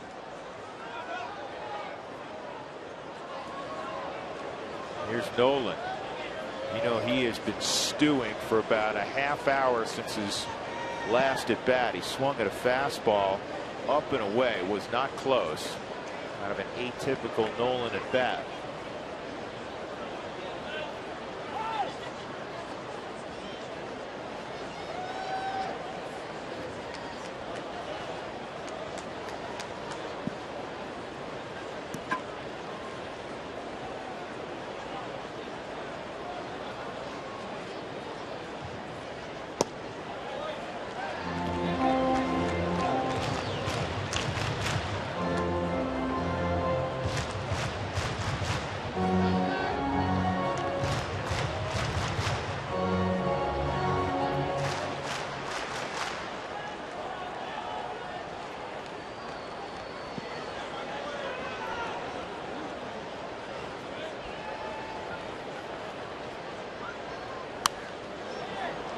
Good swing there on something a little off speed at 81 miles an hour.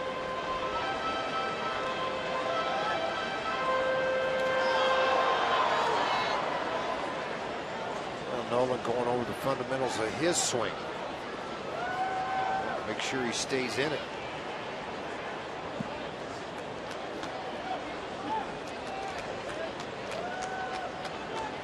One out, Tulowitzki at second.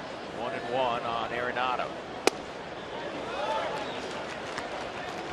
Say that's the big pitch for Oberholtz, George. If you can't locate that fastball for a strike on the inside corner, he gets in trouble. Well, it's like Keuchel or any of the left-handers that can come in that are 88 to 90. If they can come in and get the strike call, they go soft away.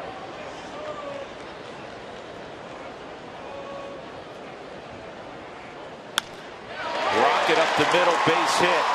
Marisnik up with the baseball. Here's Tulo coming to the plate, throws cut off. And now they have Arenado hung up. I never understand that. It's 3-2. You used to have to read the ball over the cutoff man's head before you continued moving to second. But Nolan drives in his 51st of the year. And he's disappointed too. I mean, he's pleased that he drove in the run to make it a 3-2 ball game.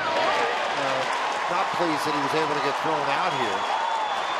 Ball's coming in, cut off by Carter. Then the throw into second base. Tulo reached back to get the plate. Nolan out at second base.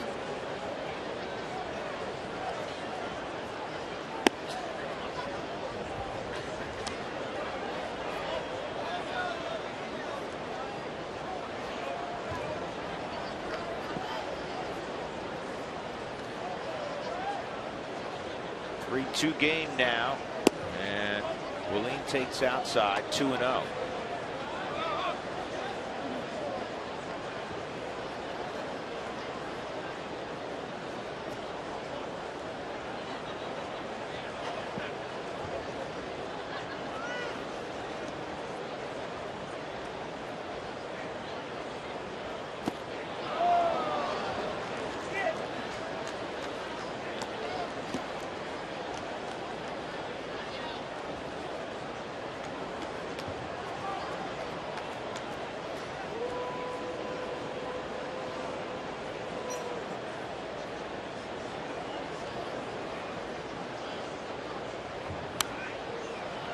Two and two.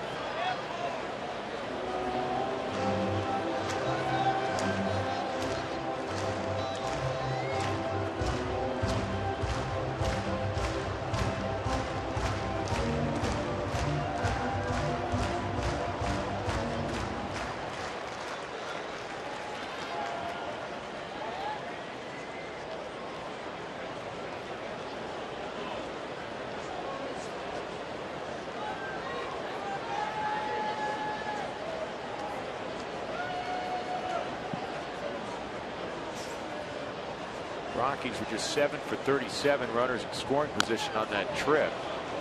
Good to see them coming through there with a couple of RBIs.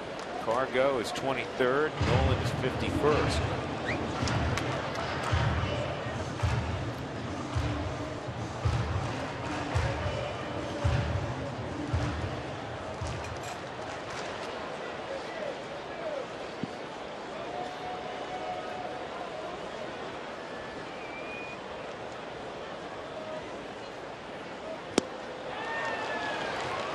Strikeout of Rosario ends the inning. The Rockies 2 runs on 3 hits in the frame, and it's a 3-2 ball game as we go to the 5th.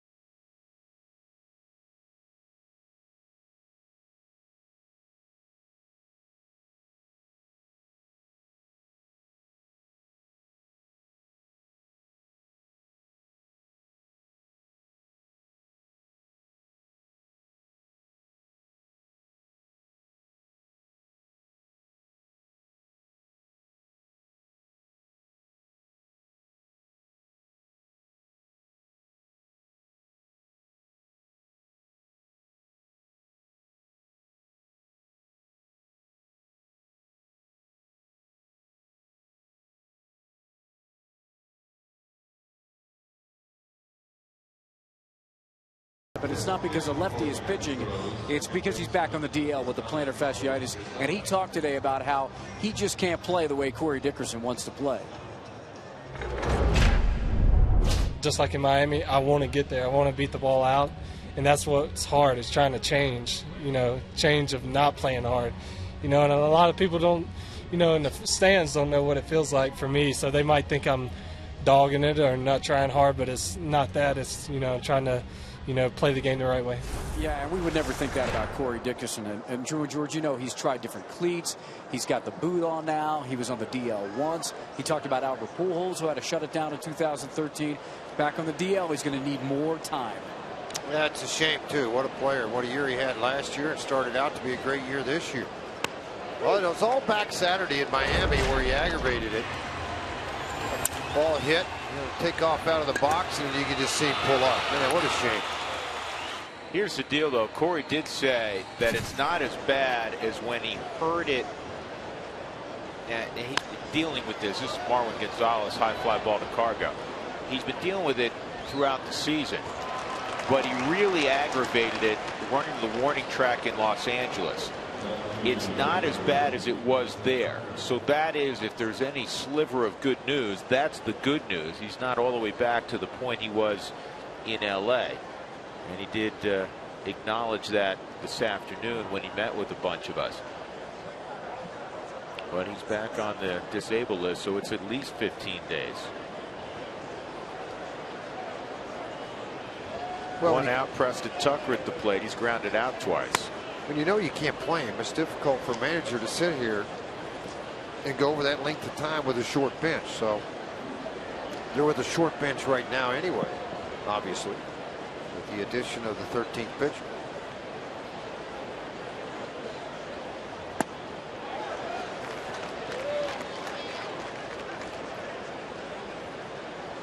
Well, Preston Tucker is a Florida grad, and he's got to be pleased because Florida's beaten up Miami again at the College World Series. Beat him 15-3 the other day.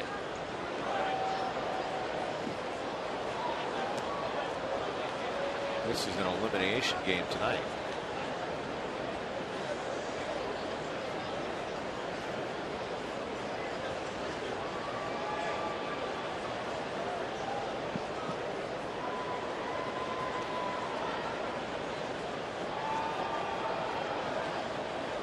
One-two. That looked pretty good. Yeah, it looked really good. The ball ran back, one of the few, but at the top of the strike zone. A lot of umpires, you'll see them squat down, and what they do is they'll take maybe from the bottom of their mask and to the width of their knees, and that's their strike zone. Now, if they move inside, left side, right side, sometimes that makes it a little harder. But you can see Bob, he lowered himself down fairly. No, Rose ball's hit well. Charlie pulls up, it's gone. That's gone. Second home run of the night for the Astros. Carlos Correa hit one in the first inning. And now the Rockies have to break that streak by Houston. 25-0 when they hit more than one home run in a game this year. For Preston, his third home run this season. Third home run, 12th RBI. He just went down and got a good pitch from Kyle Kendrick. That ball's on the knees or low. You got a strong left-handed guy at the plate. Pitch at 87, 88 miles an hour. Kendrick now 96 pitches with one out here in the top of the fifth.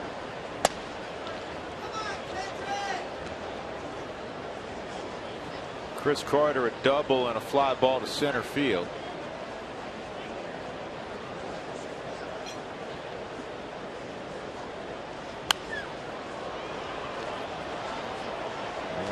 Not going to have a play on the right side.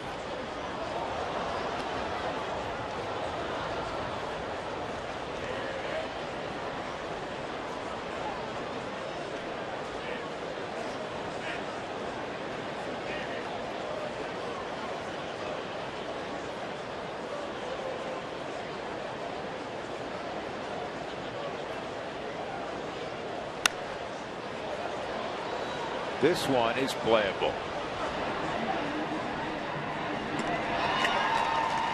2 outs.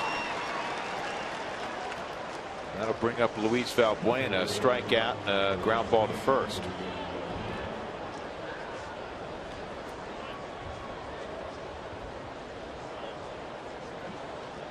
Well, the first 10,000 fans through the gates this Sunday is going to receive a Father's Day baseball cap. That's right, all sponsored by Coca-Cola, and it's going to look something like that, right there, that you see on your screen, and then the one on my head too. Same hat, by the way. That looks very similar. I kind of like this hat. I think I'll leave it on the rest Looks of the like night. spring training hat. I think I'm going to leave it on the rest of the night. I kind of like this. You like this hat? I like it a lot. You want a hat too? Yeah. Say please. Please. Dougie. Drew wants a hat. Hold on, I'll get you one. See, when they bring When I in go the outside goodies. in the sun, I got to cover up the dome. Yeah, that's a big dome. Here, there's your hat. Thank you. Put your hat on. No, you take the headset off and you put it on your head. There. Now fix it right. How's that look? Better. Much better. See, you look good now. Thank Yeah. you. As opposed to I like before, that. I didn't look so good. No, you looked really good before. Now you look like really, really good now. Valbuena hits the high fly ball You to got left your field. Father's Day Rocky hat on. Like it. There you go. Houston 4, Rockies 2, middle of inning number 5. Father's Day hat. Let's go, baby. Come on, give it up.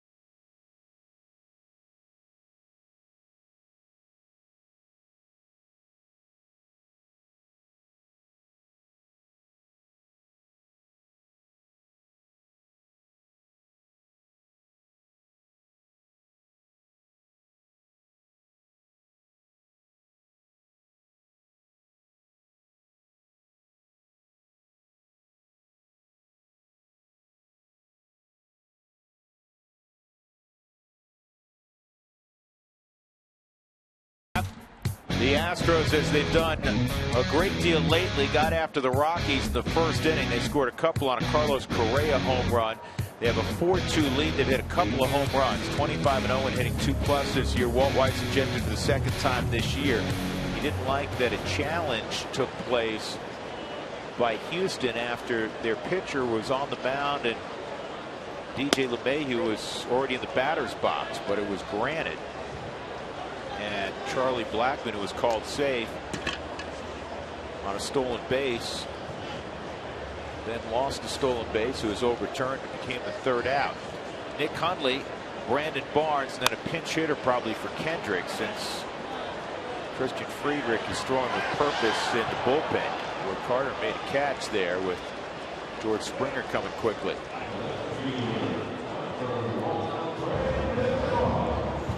Yeah, normally your outfield has the right of way. They call you off. You go to it though as an infielder, and then when you're called off, you got to get out of the way and allow Springer to come get it. Looks like Rafael Noah will be the pinch hitter for And it's Kendrick. it's not so much really results right now. 4 runs, 5 innings. It's the pitch count. It's over 100 for Kyle Kendrick in 7. And Christian Friedrich, the left-hander, pitched very well the other day in Houston. 1 inning, 3 strikeouts, will be going out. Brandon Barnes had a pitch to hit, and he got underneath it.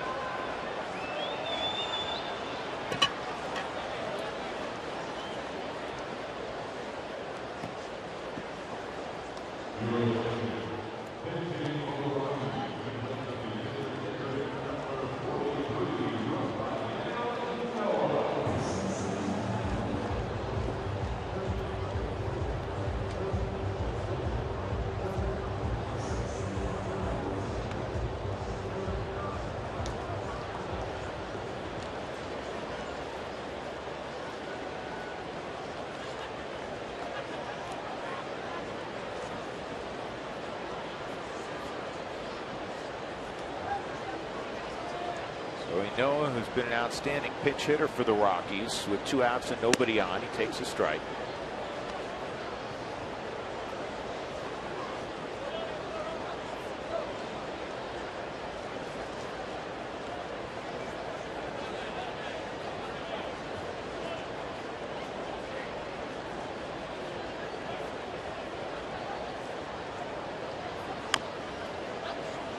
Oh, and 2.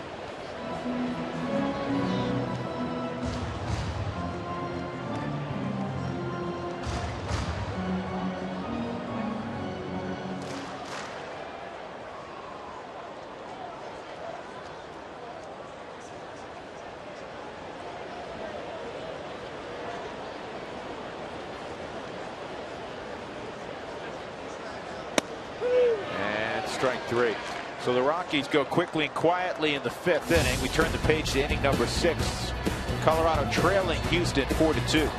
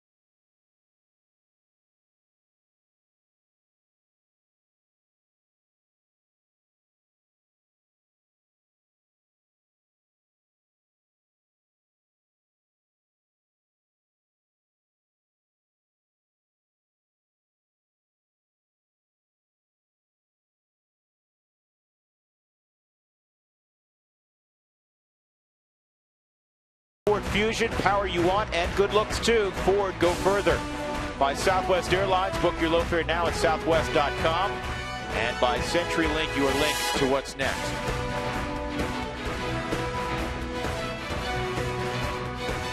First of 2 ball games against Houston here in Denver. Then the Milwaukee Brewers will be in over the weekend, followed by the Arizona Diamondbacks, an 8-game homestand for the Rockies, trying to turn around what has been a poor season at home thus far. 13-18 coming in. And the Rockies have made a pitching change with Christian Friedrich taking over in the 6th inning. Kyle Kendrick goes 5 innings. He allows 4 runs, 7 hits. He walked 3 and struck out 1. 29th appearance for Friedrich. That's first among Rockies relievers. 0-1 record, 4.33 earned run average. I love the walk strikeout ratio, 25-6. Left-handers 234. Right-handers we'll talk about another day. Jake Marisnick a walk and a fly ball to left field. Thought about a bunt, pitches up high, ball 1.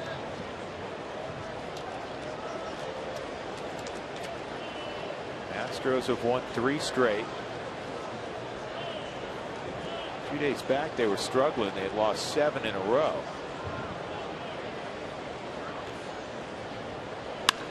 And this ball is hit a long way to center field. Blackman going back, and this one's gone.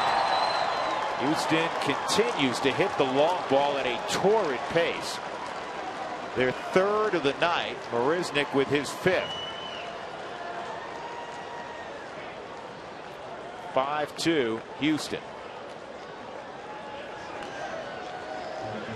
Yeah, it's pretty crazy right now. I mean, the way this ball club has swung the bat, what they tried to do, we'll just outmash it. That's what our ballpark's built for. And we'll try to take advantage of it. This ball dead center, 415 feet away. See, Charlie, all you can do is look at it on the Subaru Supermo. Friedrich very good in Houston. We mentioned that as he was warming up. 1 inning. 3 strikeouts in Houston the other day.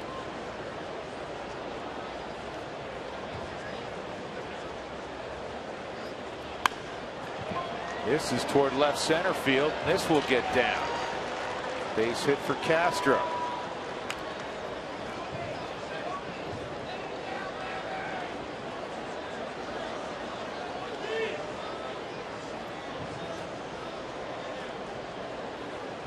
Brett Oberholzer, a sac bunt and a walk. We're trying to get another bunt down here. 94 home runs for the Houston Astros. That's 13 more than the Blue Jays have hit. Second best in the American League. Woo. Good thing DJ's 6'4". Take advantage of the business person special. For $20, your rooftop ticket for a weekday game includes a Chubb burger, fries, and a drink. Hey, we want to do that tomorrow. It's a day game, paid at $20. Chubb burger, we love those. Fries and a drink. For more information and buy tickets, go to rooftop.com, rockies.com/rooftop. Yeah, glad you reminded everybody. Tomorrow is an afternoon ball game. Yeah, 1:10 game. It'll be shown on here on Root. So buy that $20 ticket tomorrow. Have a burger, fries, and a drink, and enjoy the ball game. George Springer is 3 for 3 this evening. Hit an RBI base hit in the second. Scored a run in the first. And Carlos Correa behind him hit a 2-run home run on an 0-2 pitch against Kyle Kendrick.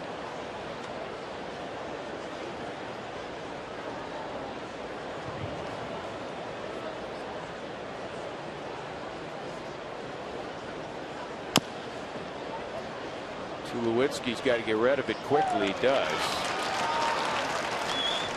Springer kind of pulled up at the end there. I just think a lot of people do whenever Tulowitzki or Arenado catch the ball cleanly. They just feel like, hey, going to be a strike. Yeah, he got a little hemp in there, doesn't he? You see him a little bit with the leg limping a little bit as he's going back into the dugout. AJ will have a conversation with him. That's not how that kid plays. No.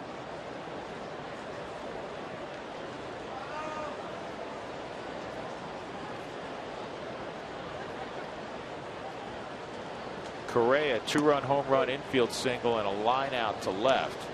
Takes a strike.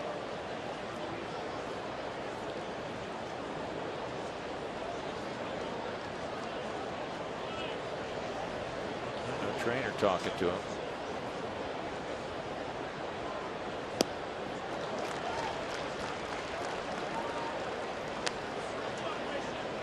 I know.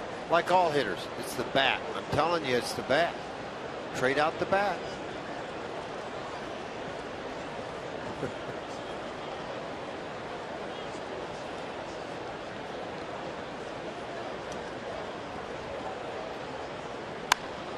This ball is well hit right center field by Correa, and it'll take one hop and go over the wall. A ground rule double for Correa. That'll score Castro the 6th run for Houston. Correa has a 3 RBI night. Not at all what Kristen wanted to do. Come in the ball game, maintain the ball game as he can. Hard slider. Once again, boy, really gets those hands through the baseball. Great power to all fields. You've heard that in the scouting report. Right center field. Cargo can only watch as that one hops into the Rockies bullpen. The home run was hit down the left field line.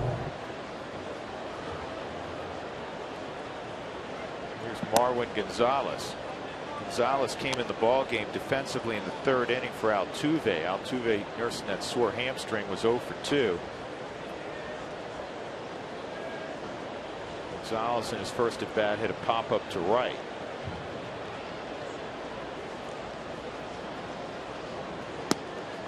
And righties were hitting .339 against Christian coming in. So far in this inning, Marisnick a home run. Springer bounced out. Correa a ground rule double. 2-0 on Gonzalez, who's been in a protracted slump. 5 for his last 45. Tough hop. Oh, what a pickup by Nolan. That's a great play by Arenado to end the inning. 2 more runs for the Astros. They've scored in 4 of the 6 innings we've played. 6-2 Astros as we go to the bottom of the 6th.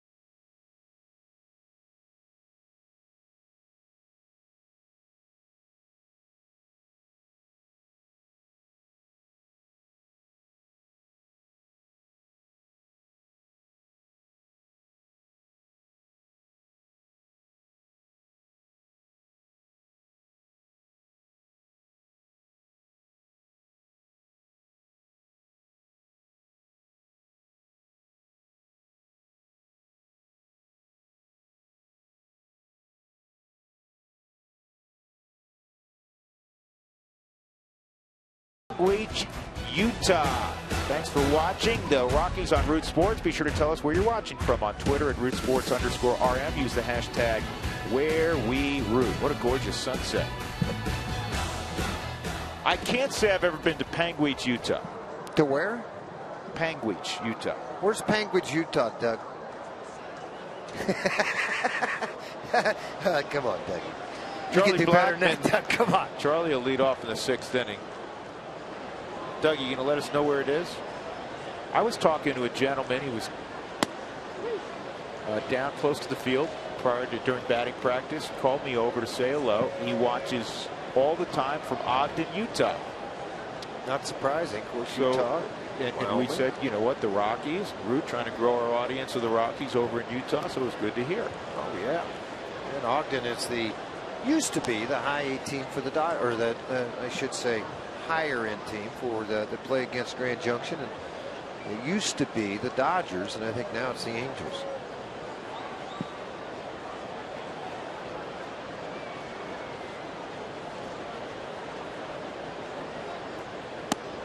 It's inside 2-1.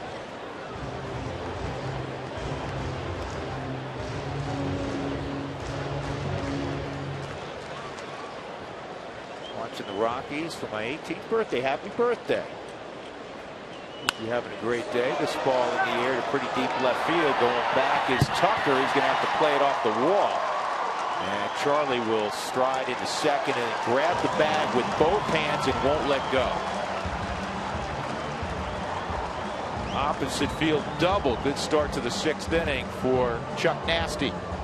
And the Rockies. Good job by Charlie when he slid in. I watched the last half inning break too. Charlie spent a lot of time talking to second base umpire Jerry Lane.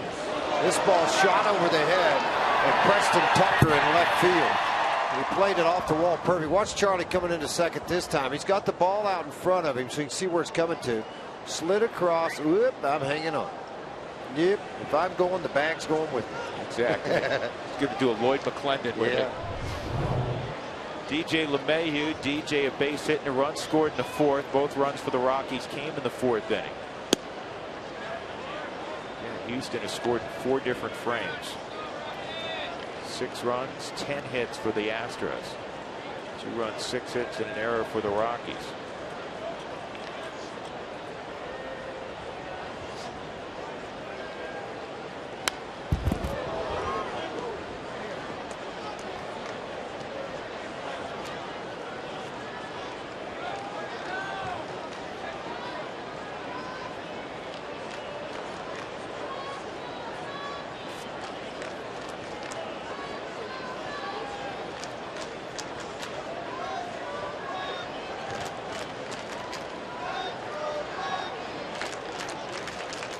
We know where Panguitch is now, George. Where is it?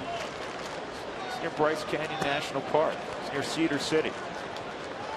Cedar City, Alaska? This would be the state of Utah. In Utah? I think I've driven through there. Oh, stop. In the RV? I think we did. You'd like to be in that when I drive. I don't think so. Just like Chris and the kids didn't want to be in there either. 2-1. LeMahieu.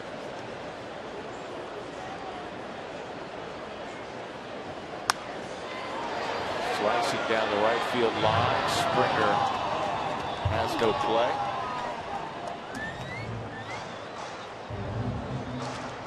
Well, since May 18th, so it's almost going to be a month tomorrow. DJ has led the National League in hits with 42 and runs with 23.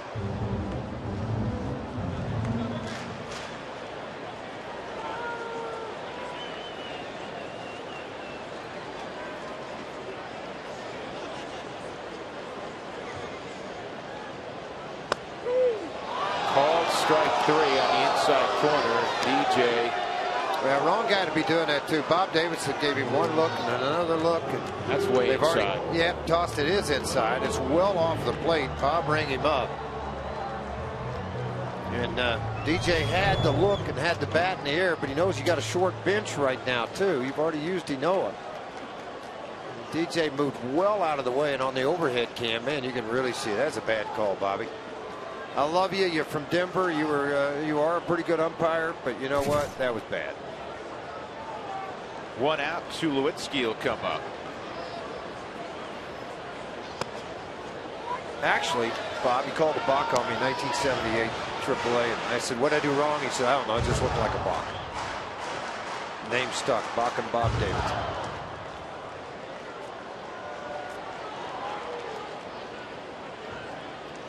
Single and a double tonight for Tulowitzki.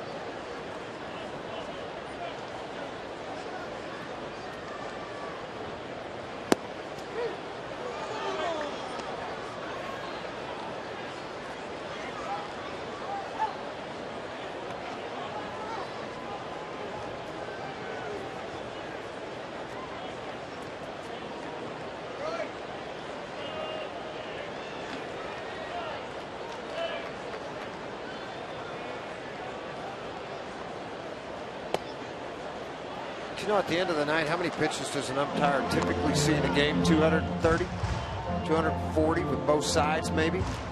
I would think closer to 250, 240, 250. Statistic about what was it, 2 years ago? Joe Torre told us they're right about 96% of the time. It's pretty good. Very good. Tulowitzki 10th in the National League, averaged 388 with runners in scoring position. Blackman leads off second. Tulo got a pitch there. Not to mention, hitting about .430 against left-handers now after a couple of base hits in this game. .360 against the Astros the last 23 games. Had hit 22 of the last 23. Astros with 3 home runs in this game. It's the 18th time this year that they've hit 3 or more home runs in a game. Right, the National League average, don't you look this up, for pitches in a game, 285.6. Wow. We'll speed the game up, make it a bigger strike zone. That's nuts. 285 pitches a game? A lot of squatting. Well, do you realize that's like 3 starts for Maddox sometimes? Rick Ruschel, 3 starts? It's nuts. Mark Burley. Holy cow. I do remember one start. Ruschel and Jones went at it at Wrigley Field, an hour and 15 minutes, 1-0. Didn't want to be late to that one. 3-2 on Tulo with Cargo on deck. Just 71 pitches for Brett Oberholzer.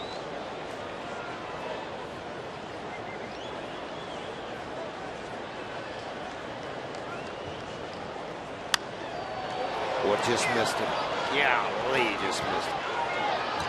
Tucker's waving guys off. Tucker, I tell you, there's nobody within 100 feet of you. You can wave at whoever you want to, but there ain't nobody going to run into you. How about that? When's the last time you saw a guy? I got it. No kidding. We're not anywhere around you, pal. Go ahead and make the play. If you're waving off Marisnik's 4 miles away. Yeah, it's like, did you really think the rest of us were going to help you out right here? I got it. Just stay away. Okay. I think he kind of gave an indication early on that he lost it. So he's got both hands pointed out like, I don't have it. Now he's like, I got it. I hate to tell you, Marisnik's not going to run 280 feet to get over there to catch it. That's pretty funny. Marisnik's like, hey, if you lose it, it's a single, okay? I'm not getting all the way over here every time. Well, it's a lengthy conversation right now. Well, I don't blame him either. 2 balls were just crushed. I mean, remember that. The Cargo hit. One into left center field. And Marisnik ran down. And then a line shot to Tucker in his last at bat. He didn't miss it. So whatever finger you're putting down, Castro, you change it, and Oberholzer, you throw it somewhere else.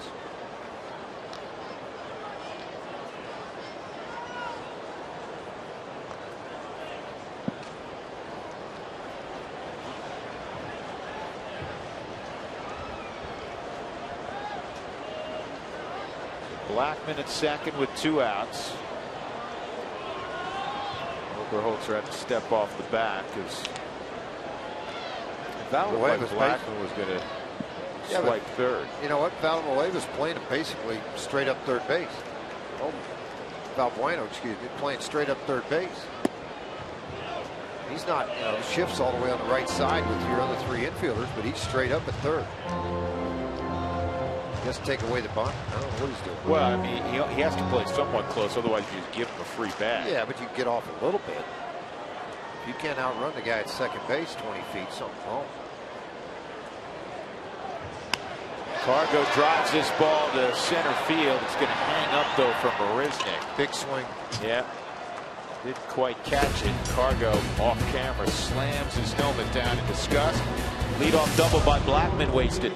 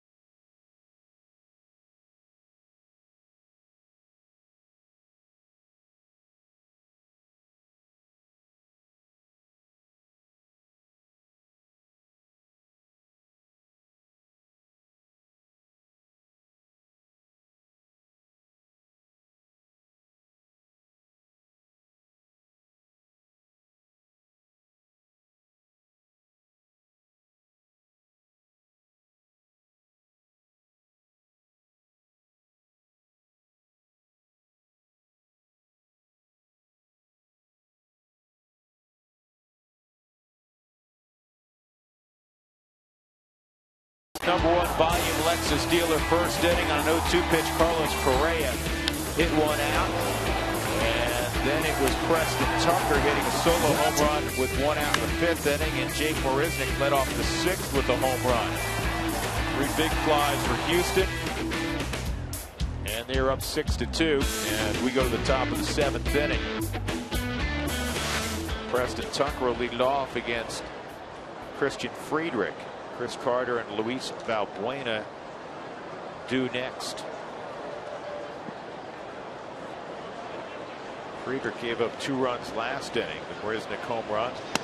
And then Castro followed that up with a single. He would score on a Correa double. For Carlos Correa, the 20-year-old youngest player in baseball with a 3 RBI night.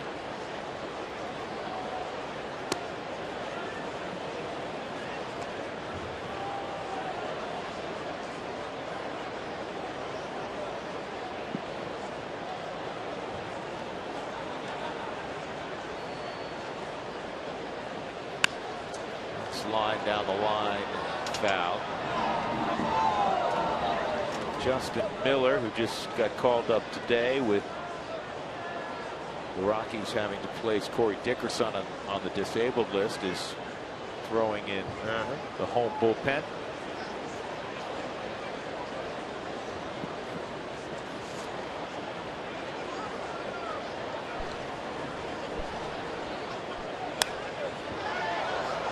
George, you got it?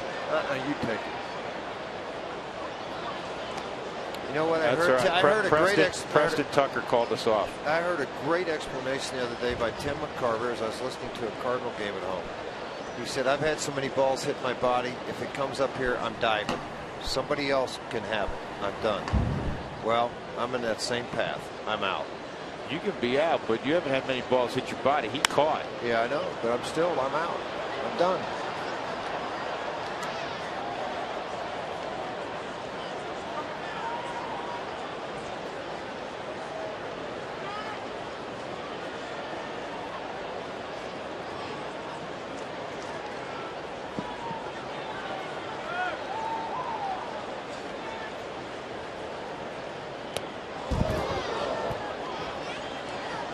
That nicked the bat. That was a foul ball, wasn't it? Yeah, it was a foul ball. What else do you think that was? See? Yeah. It's a double foul ball. Well, for a moment, I thought he may have checked his swing and just glanced off Nick's glove. The scoreboard thinks it did. Where's that? Come on, Bobby, ring him up. Bob's going to give me a hard time tomorrow in the tunnel. He's going to be waiting on me. I know he is. Subaru Super Mo. Let's take one more look at it. It freezes Tucker among people. And you can see that Hundley hung on to it. That one he didn't freeze. Tucker's gone. Chris Carter coming up the day after every Rockies victory. Get 50% off your online order at Papa John's. Promo codes ROCKSWIN at papajohns.com.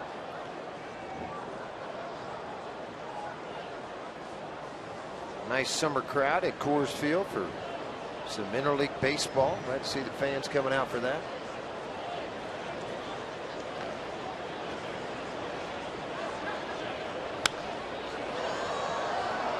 Carter launches that into the stands foul.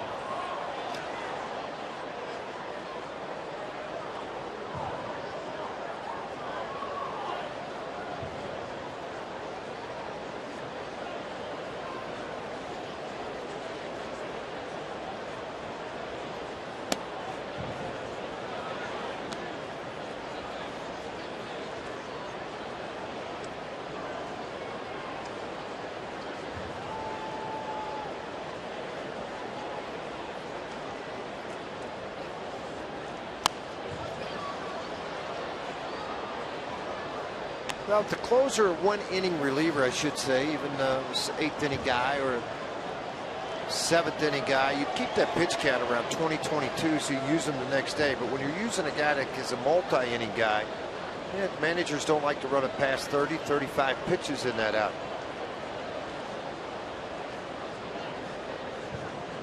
1-2 on Carter, and that's way up high. Was it?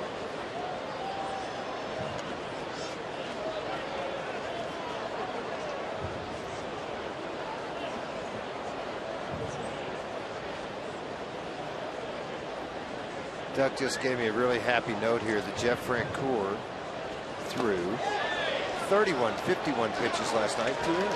Yeah, a little bit of that going on around baseball last night. Toronto had to borrow a couple. Finish it up. No, it was not. It was Tampa. I've never seen what happened with Philadelphia, though. They thought their phone was off the hook. Did you see that? Their bullpen phone was off the hook. They didn't have anybody up, and a position player we've seen in blowouts, and they lost like 300-5 last night. So Frenchie, as he's known in baseball, Jeff Francoeur, was out there. We've seen that before, but I've never seen a guy out there for 51 pitches, position player, and they realized that, okay, we got, he went through the first inning, we got to get somebody up, and the phone was off the hook. You got an answer for that one? No, I don't. This ball's really well hit left center field, and it's trapped down out there by Barnes. Nice running catch. Luis Valbuena looking out there saying, man, I thought I hit that well. You did. It's just a long out. 6-2 Astros.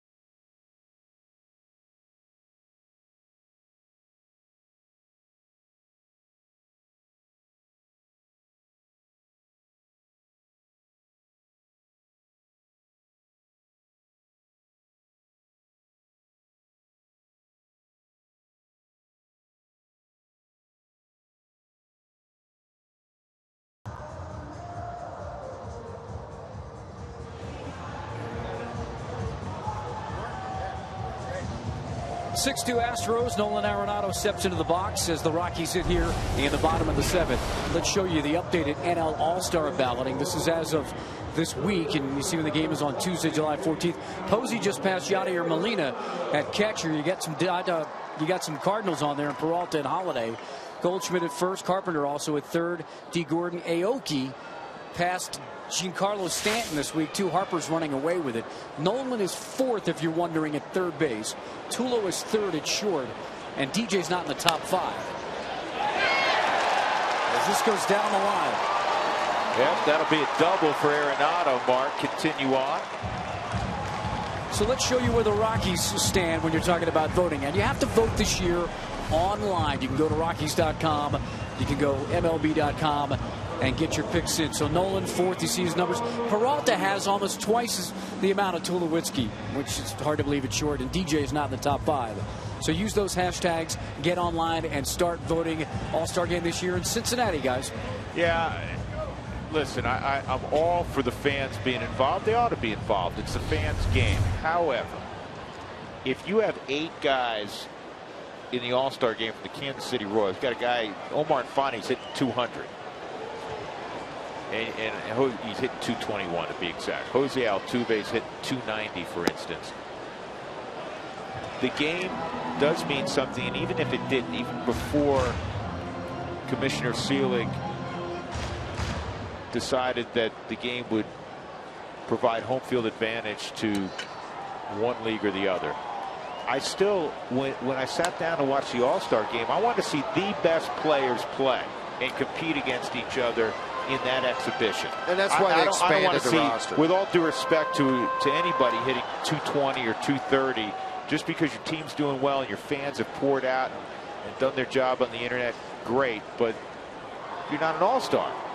Wouldn't you be embarrassed if you're hitting 220 and you get voted in? Oh, absolutely you would be. I mean, there's guys that have bad years that get voted in, guys that have won Gold Gloves that didn't deserve it, but hey, part of the game, and they got out and voted. The others need to get out and vote too. Olberg and Miller have been throwing down there. Fields, the hard-throwing right-hander, Rule 5 selection out of Boston a couple of years ago, was throwing in the Astro bullpen. And Nolan ought to be, to that texter, that tweeter, Nolan ought to be in the All-Star games. So should DJ. Those two guys, without question, are deserving. You could make a case for Troy also. Obviously, it gets a little stickier when the club is below 500 in terms of getting multiple players to the All-Star game. But Nolan has to be there. DJ has to be there. And I think they will be. I think both of them will be there. Just fans may not vote them in, but managers will add them. This ball sharply hit the short. And Correa runs Arenado back to second. Hey fans, it's time. Just what Drew and I are talking about. Vote for the Rockies All-Stars. Vote 35 times on 2015 on the Esurance MLB All-Star Game ballot exclusively at Rockies.com. And don't miss the 86th All-Star Game. Coverage begins at 7 p.m. Eastern, 4 p.m. Pacific, Tuesday, July 14th. Vote for the Rockies, fans. Get out and do it right now. Just walk in the other room. It's easy to do. Get on the computer and start voting.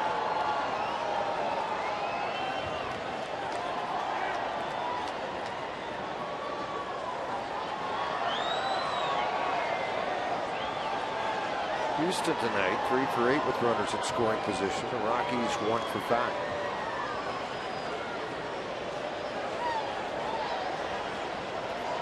Nick lined out, popped out.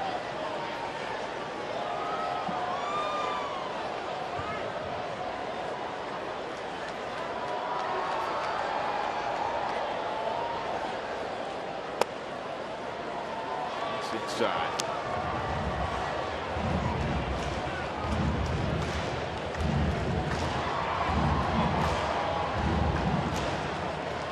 Eddie Butler tonight started 5 innings, 9 hits, 5 runs given up. He walked 3, a couple of strikeouts and a home run.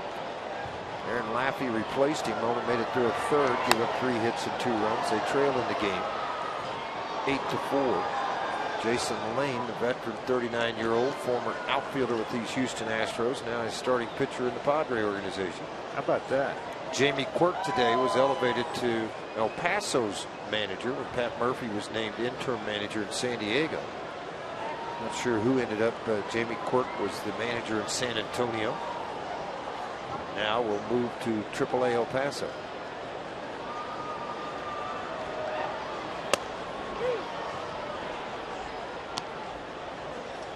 You know, not our club, but I was surprised with San Diego.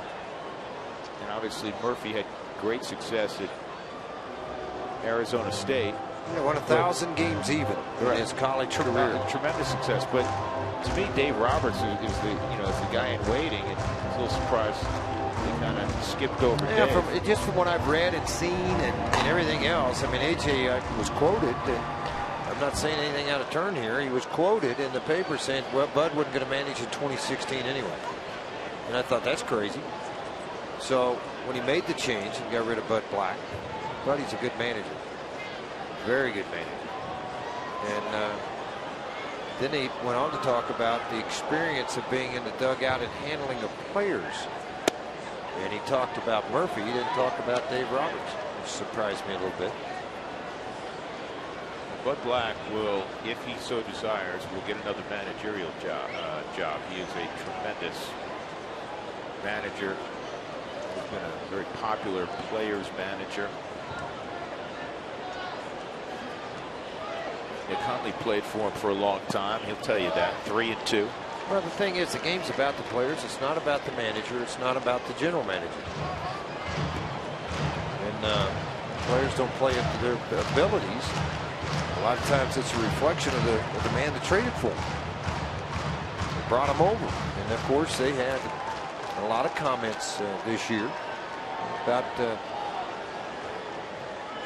AJ and all the moves that he made in San Diego. 3-2. Yeah, they won the Hot Stove League, and there's a lot of baseball left. I mean, they're still in the neighborhood of 95 to 100 games. Rod Barajas is now the manager in El Paso. I mean, excuse me, San Antonio. He was the hitting coach at Lake Elsinore, their high A team in the California League.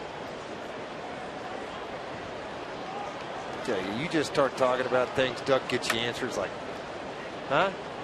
Anybody quicker? How about Rod Barajas? It wasn't all that long ago that Rod was playing. Yeah, I know. 3-2 and tough hop, and that's going to go into left field. Arenado will get to third, and he's going to try to score. He will, and Nick's going to move up. Daring base running. Stu Cole said, "Let's go." Well, think about it. I mean, you know what? Your team's 1-5 on the road trip. You haven't played good baseball. Why not force the issue? Yeah, you're down 6-2. Who cares? Get you out, he's out.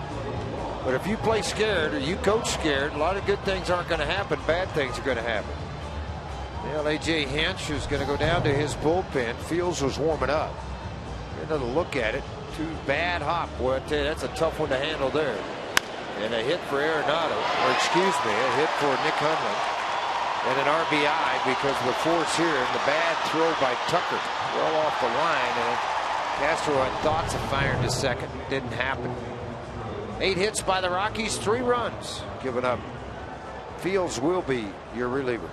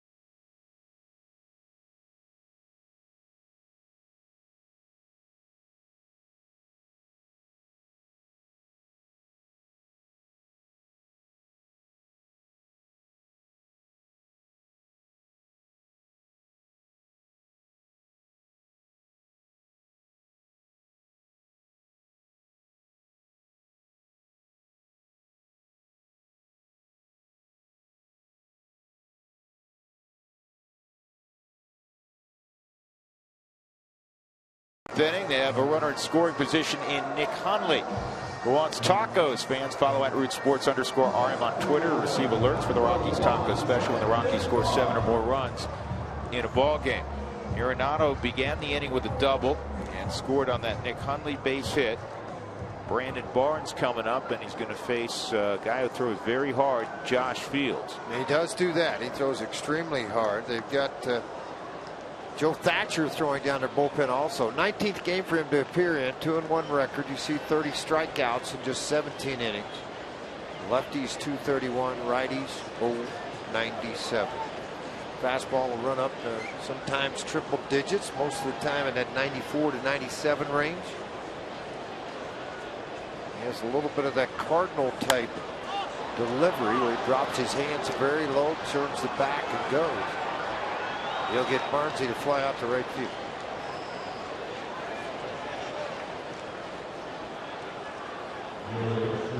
Mike McHenry will be the pinch hitter. Christian Friedrich Christian worked a couple innings, 3 hits, 2 runs, 0 walks, 2 strikeouts. He didn't give up the home run.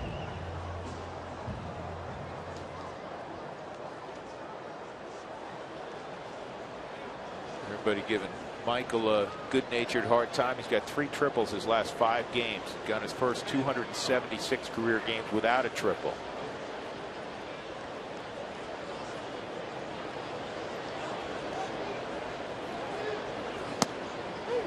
He was being somewhat humble about it. He said, come on, you need a break. If the ball goes off the wall and shoots away from an outfielder.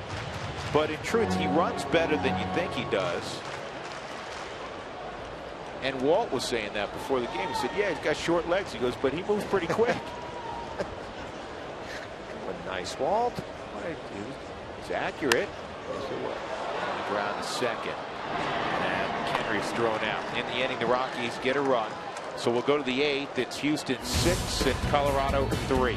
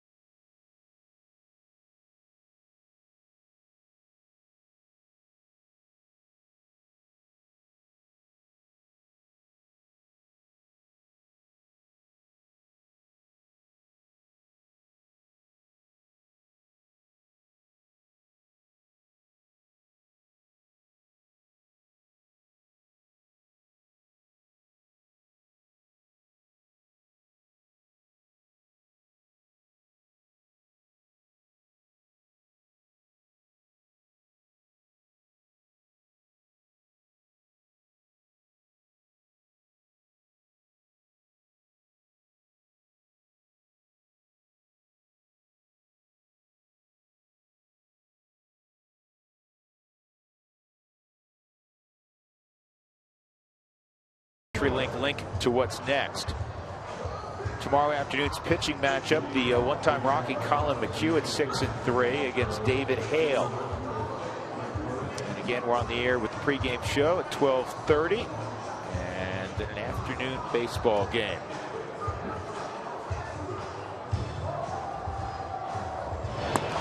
Justin Miller is in the ball game for the Rockies, just called up from Albuquerque.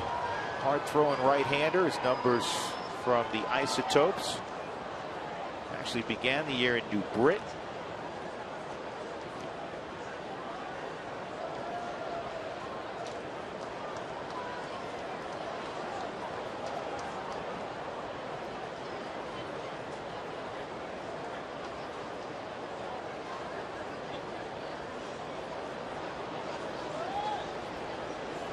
First batter he'll face is Jake Marisnick. Marisnick a walk, a fly ball to left, and a home run.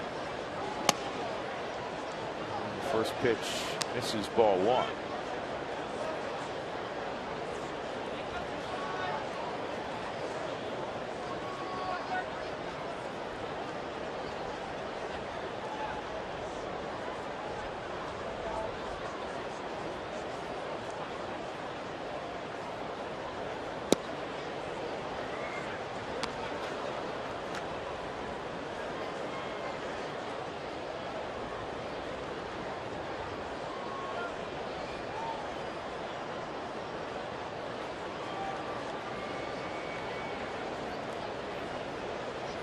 Two and 0. Yeah, that's a good looking pitch at 95.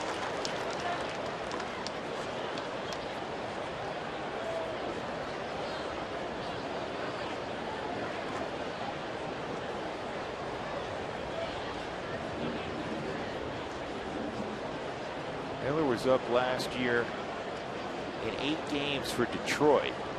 So this is his 9th big league appearance.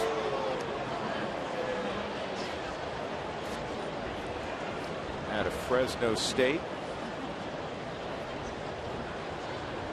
Originally drafted by the Texas Rangers in the 08 draft in the 16th round. Rockies signed him last offseason as a free agent. On the ground to third. Marisnick can get up that line. 1 out.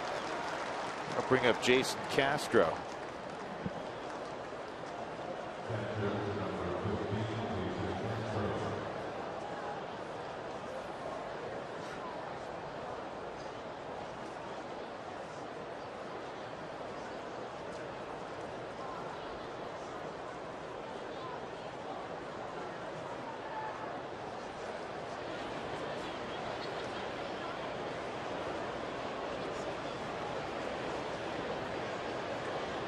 Struck out 30 and 26 and 2/3 in the minor leagues this year. The guy's like, I'm going to pull that through the screen. No, you're not. Thatcher and Neshek is warming up down in the bullpen now. Typical 8th inning guys. Yeah, they're going to mix and match. They may ask Thatcher to go get Blackman and then bring Neshek in. Charlie due to lead off next inning. 8th inning, Rockies down 6-3. Drew Goodman, George Frazier, Mark Stout.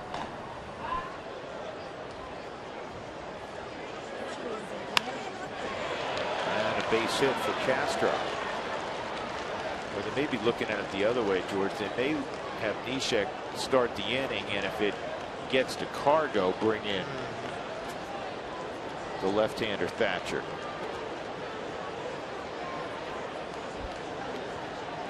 They have all the numbers down there in front of him. Thatcher in his career, Charlie's 1 for 6 against him. Cargo 4 for 14. Tulowitzki's only seen him 3 times. He's 1 for 3. Arenado's 1 for 1 with a home run. Big Evan Gaddis. Get to see him. Yeah, Big Evan Gaddis will pinch hit here.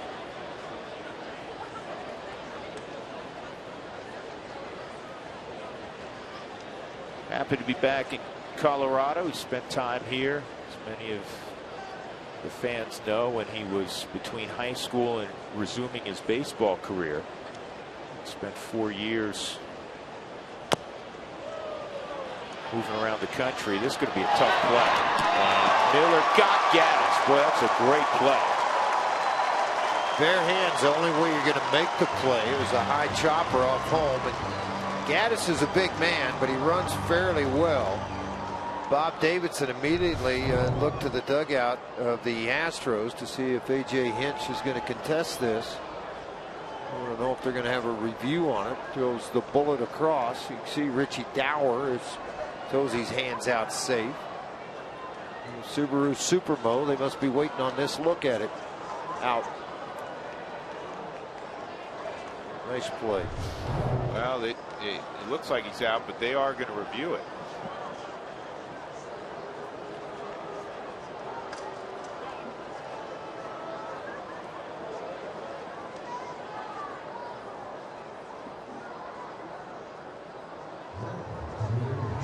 Time for another Subaru review.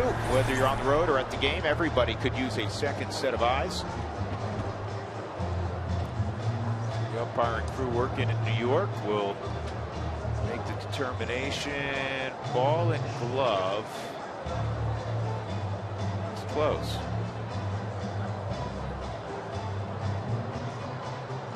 We can freeze it. Hear the crowd's reaction. They can't tell either, and that may be a good thing, because if it's that close, he was called out, and it may be very difficult to overturn. It's not a preponderance of evidence. It's still in the air there. I think he's out.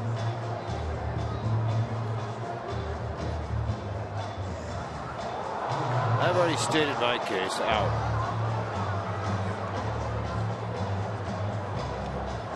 Not that they're paying attention, it's just what I'm telling you, what I think he's out.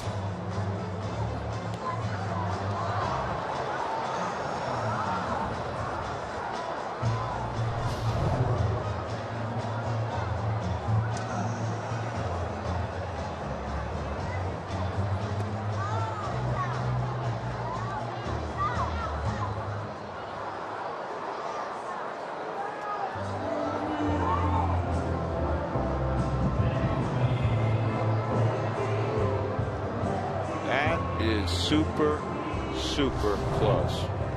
We're getting the official word. Out. See, we were right, George. You know, I want to ask a question, though. When umpires are all standing there, and you got the crew chief, Jerry Lane, and he looks at the first base umpire, who's not the crew chief, it's kind of like he says, hey, David, you want to call him out or you want me to? You call him out. You're the crew chief. It's the old coin flip thing from the NFL. They want to make sure that they, all right, we understand we're giving an out signal here, right? Right.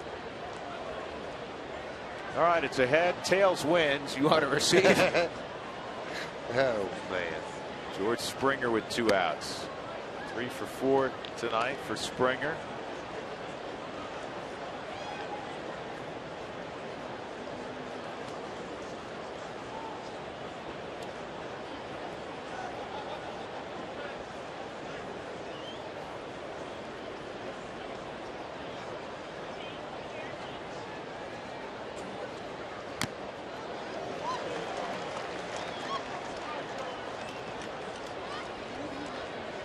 Miller started the year in Double-A in New Britain, which is the hometown of George Springer. 0.88 earned run average there over 6 ball games. Yeah, he got moved pretty quickly to Albuquerque.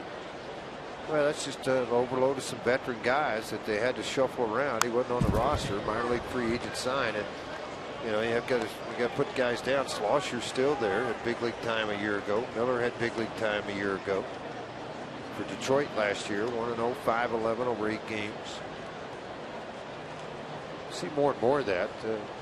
Even now, the Dodger affiliate in Tulsa had at one point this year 15 of 25 guys had major league experience.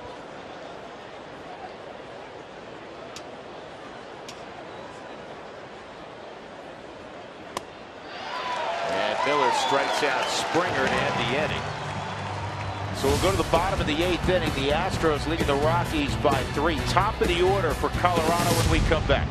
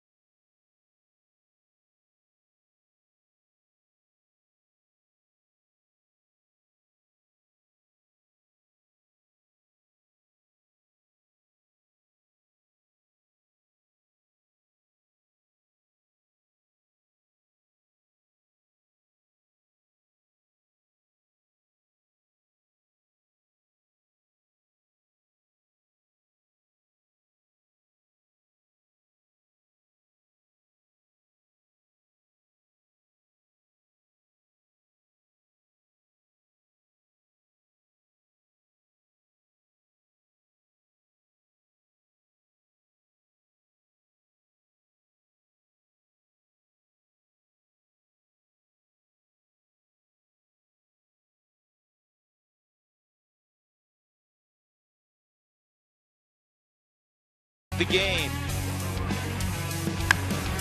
First first inning, Carlos Correa with a 2-run home run. And this Astros offense has been potent over the last several days, really all year. And they've hit a lot of home runs, more than anybody in baseball. Big Marisnik going deep there, and earlier was Preston Tucker. Well, they have decided to go with Joe Thatcher to get Charlie Blackmon to start things off. 24th appearance for Mr. Thatcher, 1-1 over the year so far. 14 innings, 17 strikeouts. So one thing this ball club has done, and this was over their 5-game home span, they don't give up a lot of runs. 17 2/3 scoreless for the Astro bullpen. They have a very good complement of Sip and Thatcher on the left side. Power. Gregerson is the closer, not necessarily overpowering. A lot of times along those same Houston Street type qualities. 88 to 90. Good slider. And throw strikes.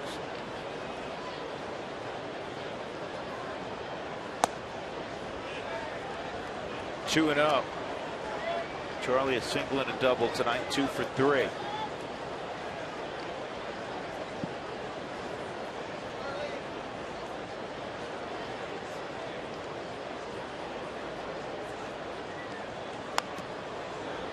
Very end of the bat.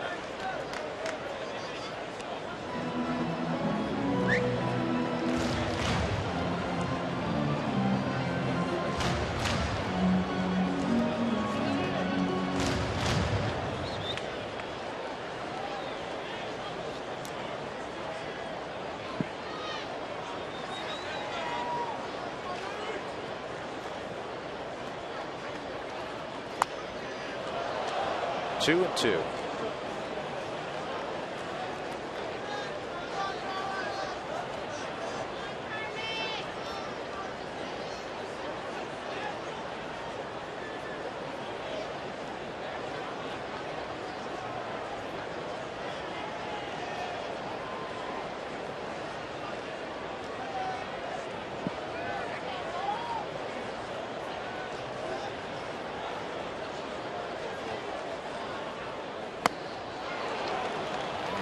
Strikeout on a hard slider. Blackman's gone. 1 out. That'll bring up DJ, and he's going to face right-hander. So Thatcher used for one man, Charlie Blackmon. Yeah, he's jogging out. Maybe it won't be, but I guess it will be. Yep, see him. I don't know. AJ started running. Normally when a manager runs, you don't do something. But anyway, all fans through the gates on Friday will receive a 2015 Rockies team poster. The Brewers are going to be in town as a Topps mini pack of baseball cards, courtesy of Topps, will be given away. Ishak will be on next.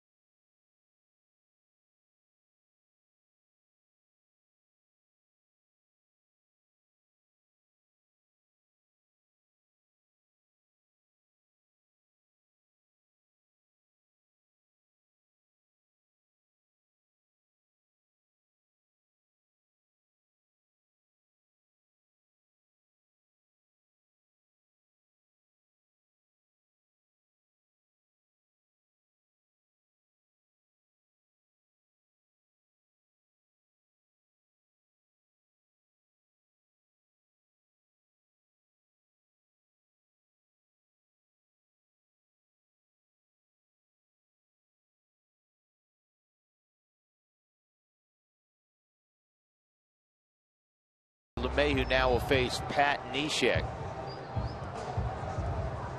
Very awkward delivery. Everybody knows about that part of it, but throws a lot of strikes with it. 21 strikeouts, just 2 walks and 23 and a third.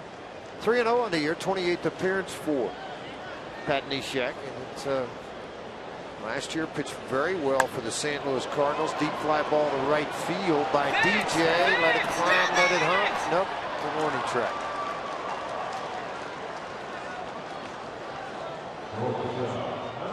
That'll bring up Tulowitzki.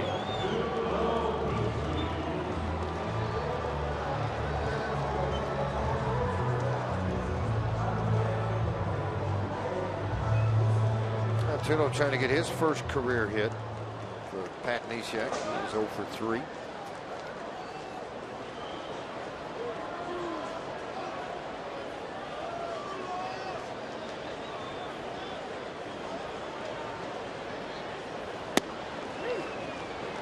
Every time you watch him pitch, say, boy, that's different.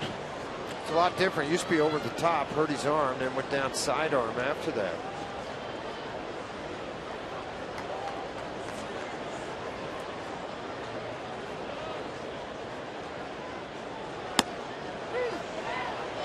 What though?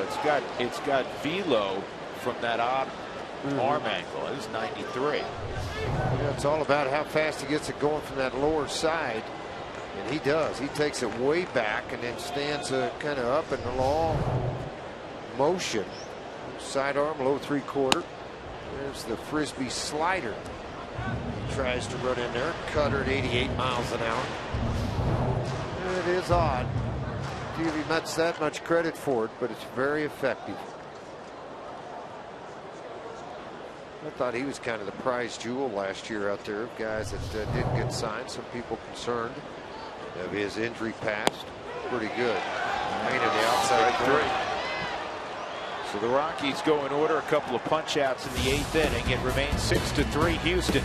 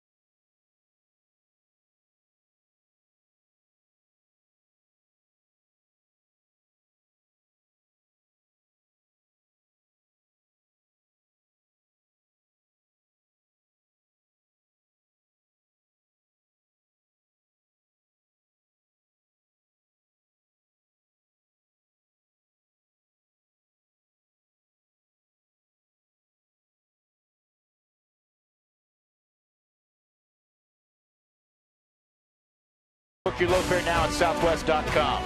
By Mike Shaw Subaru, always our lowest price in sales and service guaranteed. And by 5-Hour Energy Shots. Have you tried great tasting 5-Hour Energy lately? Houston jumped out to an early lead. They've scored in 4 different frames. They have a 6-3 advantage. Top of the 9th inning. To center field we go. Here's Jenny.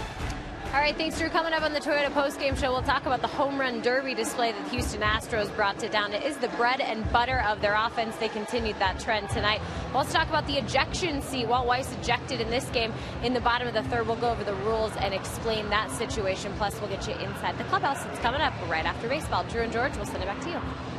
All right, Jenny, we appreciate it. John Axford has not had many opportunities to save games when his club has lost 6 of 7, so he's going to get quote-unquote a little work here in the top of the 9th inning. Carlos Correa, Marwin Gonzalez, and Preston Tucker.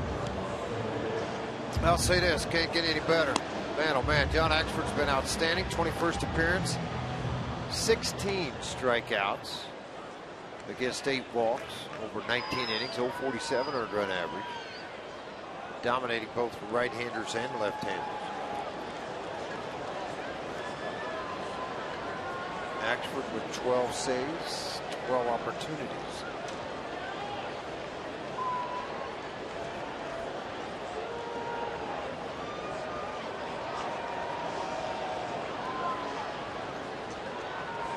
Correa, 2-run home run, infield single, a line out, and a ground rule double. He's driven in 3.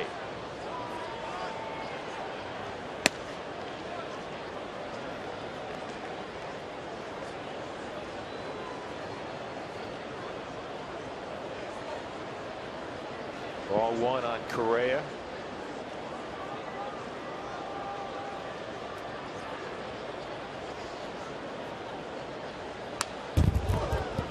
Big swing and a foul ball. It's 1-1 on a 96-mile-an-hour fastball. Hard to say, tough to catch up to that heater.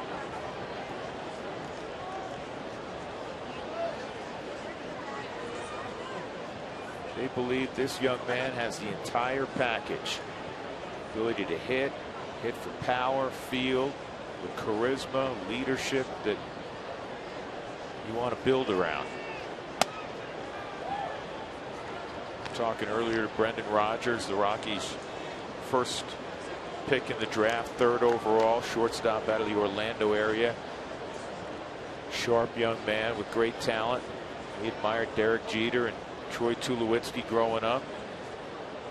Carlos Correa, another one of those guys that big Jeter fan. I mean, any shortstop, they always mention Jeter, obviously, and the kids that grew up today, they mention Tulowitzki. 2-2. And as they should. As they should. You know, you think back in those days of when it was Ripken, Garcia Parra, Jeter. Chad Qualls is throwing down in the bullpen for the Astros. That's a little chin music for you. Not necessarily meant to be, but it was. 2-2 fastball. Just got a little late run to it. Correa's like, whoop, can't turn my hands on 96. I'll just let that one pass.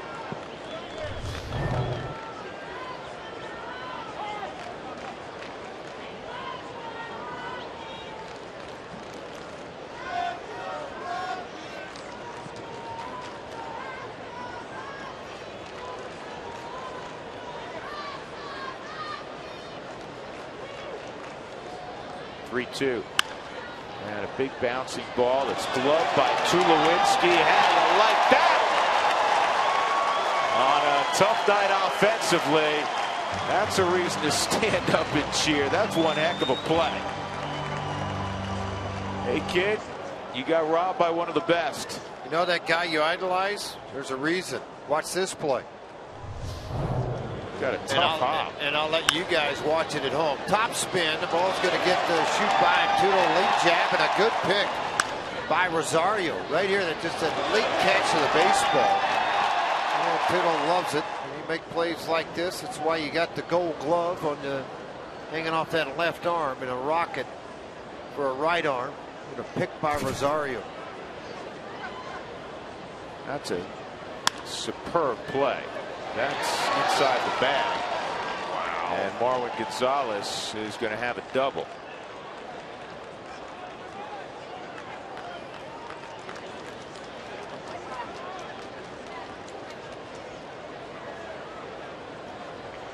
I'm going to bring up Preston Tucker. Marwin Gonzalez isn't going to apologize for it either. Not when you've been struggling. No reason to. A shot at it. They look right down the third baseline from one of our beautiful shots here at Coors Field. Stay just fair enough. They make the call out of third base. Hunter Wendelstedt.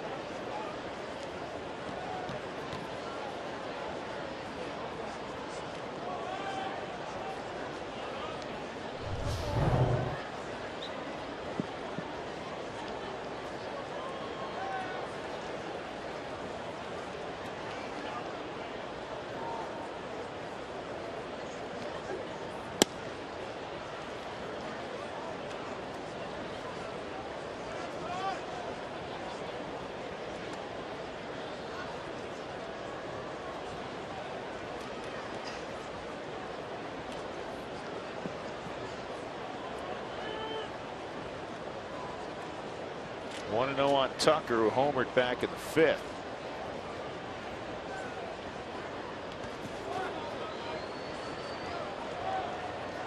Yeah, just a 10th pitch thrown by Axford in the inning, so you don't have to worry about that if you're Walt.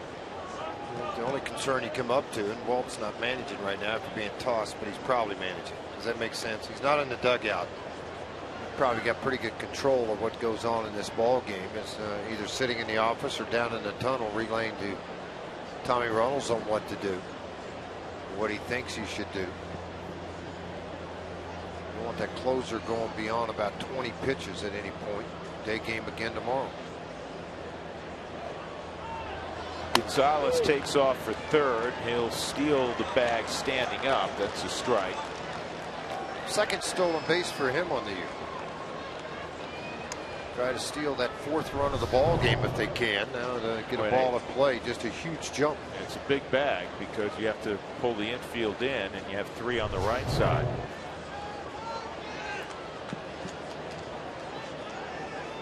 Yeah, you hope with Axford's stuff that he's able to get a strikeout.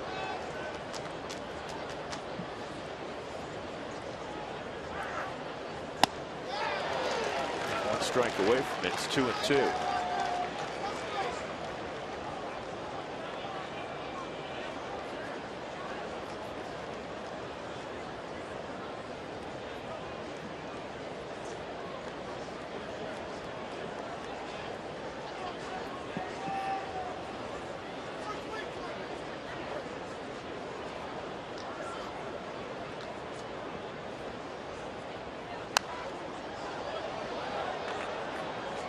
Interesting, George. You have Qualls warming up. Veteran guy who's had a tough year. Gregerson's down. He's normally the closer, but he saved the last couple of ball games.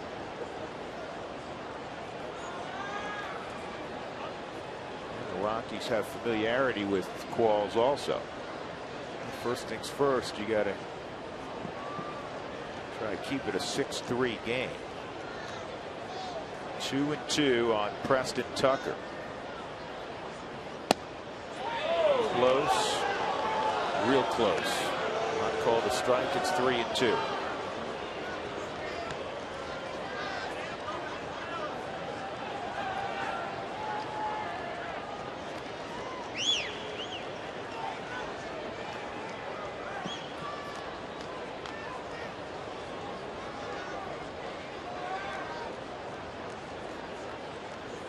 Got him.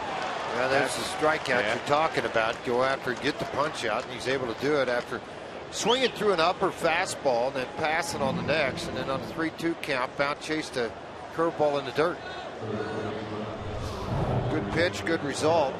Young kid at the plate, not anticipating this, chased early, got hungry. That ball was 2 feet out in front of home plate. Got hungry for the RBI instead of having a pretty good at bat and taking a walk.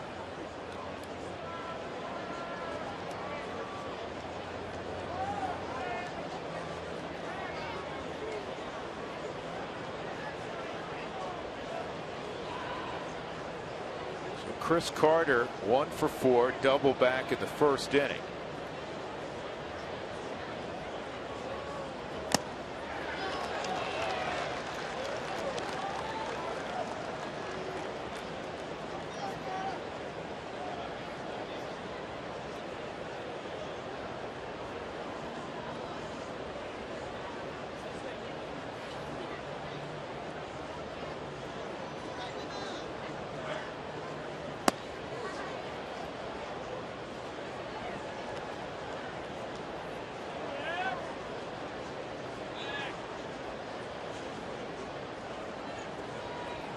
Gregerson has started to throw in their bullpen also, so stays 3-run game. He's probably going to enter. They get the 4th run across. Qualls will in.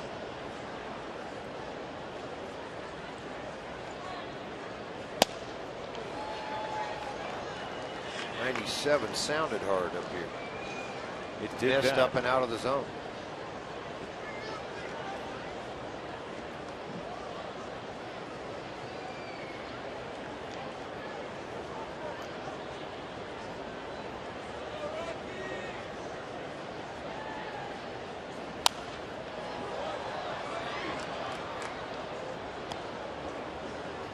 Rockies in the 9th will have Cargo, Arenado, Rosario.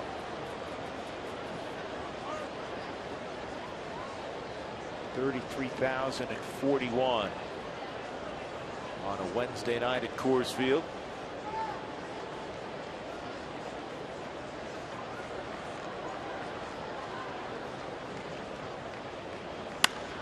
This ball's hit well to center field, really well. And that is home run number 4 of the night for Houston. It's ridiculous. For Chris Carter, his 12th home run of the year. And it's now an 8-3 ball game.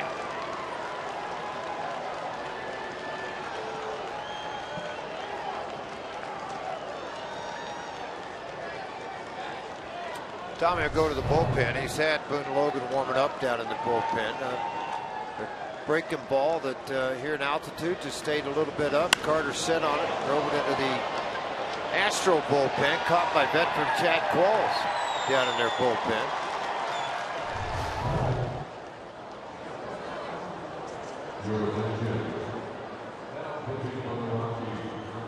Eight to 3, Houston.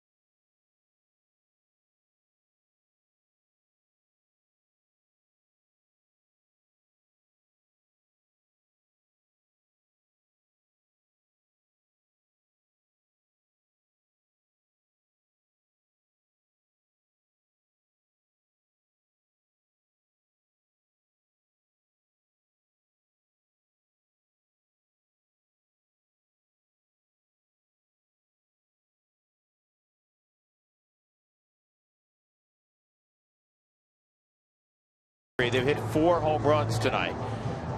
2 outs in the top of the 9th inning. Boone Logan will face Luis Valbuena. 27th appearance for Boone, 21 innings, 26 strikeouts. He'll try to finish up things here in the top of the 9th inning, and now that the bigger deficit for the Rockies to climb over as they trail 8-3. They've been out hit 13-8, and the Rockies have made an error in the ball game. The throw early in the first inning by Kyle Kendrick down the left field line.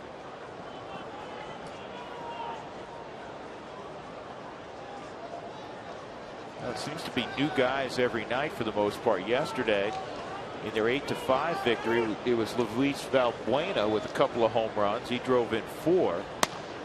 Yeah, tonight it's Chris Carter, Correa, a big ball game. Preston Tucker, a home run. Marisnick, a home run.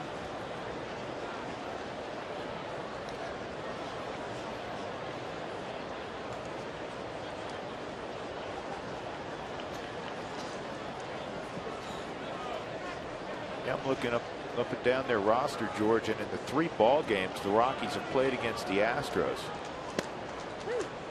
1-1. Springer had the 2 home run game on Monday. Correa has had a couple of large games tonight. Obviously 3 hits, the 2-run home run, 3 ribbies tonight. Jose Altuve's only played really a game and a third, so arguably their best player right now, right? He hasn't really hurt them. Preston Tucker hit a home run tonight.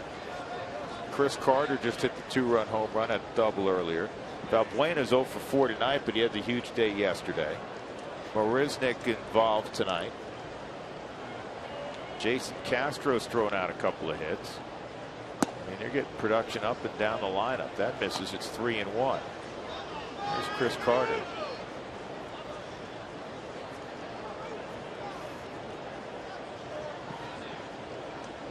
Valbuena part of the Dexter Fowler deal.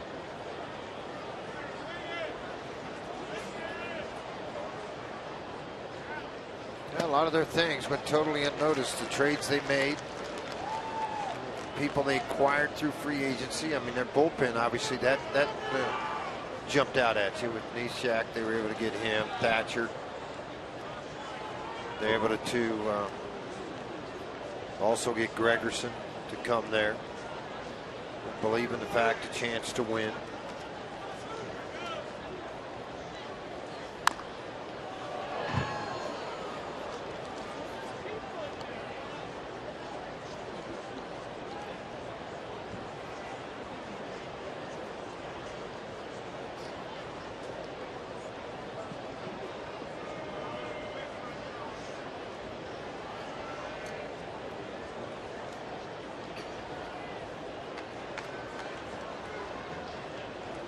Another 3-2 and a ball 4.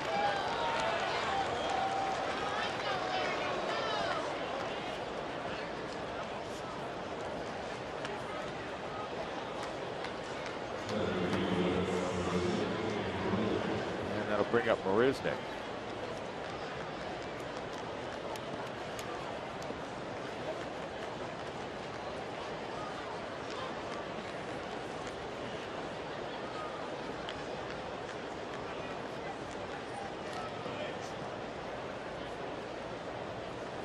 Marisnick has hit over 300 out on the road. And a line drive of Tulowitzki that'll end the inning. In the inning, there was a 2-run home run from Chris Carter, and it's 8-3 Houston.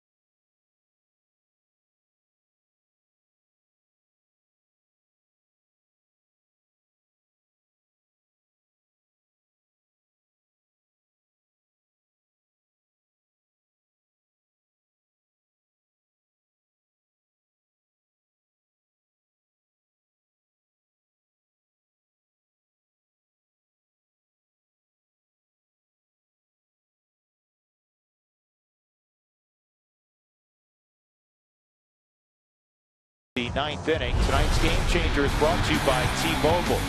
Well, the first inning on an 0-2 pitch, Carlos Correa lifted a ball deep into the seats and left. Houston off to a 2-0 start. That's the first of 4 home runs they've hit this evening. We also had a ground rule double the opposite way.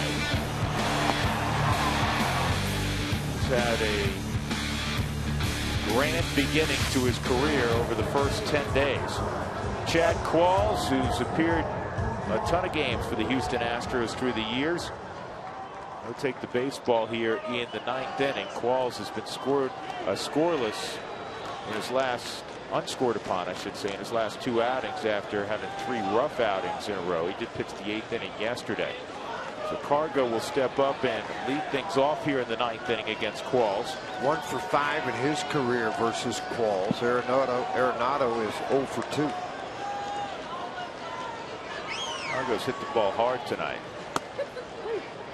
0 for 2 though, and a sac fly. And Qualls also one of those guys pitched for a long time for San Diego. Did a very good job as a setup man in their bullpen. And familiar with Coors Field, familiar with results here.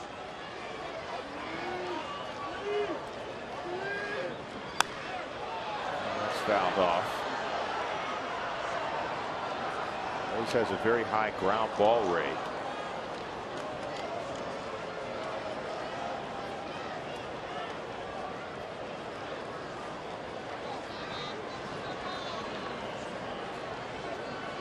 Heavy sinker. I mean, it's heavy. It's hear people talk about shot put, bowling ball.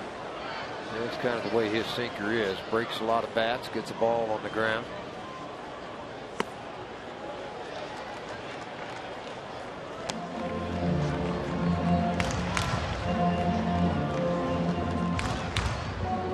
Saw the rally. Hell yeah, they're everywhere in the stands right now.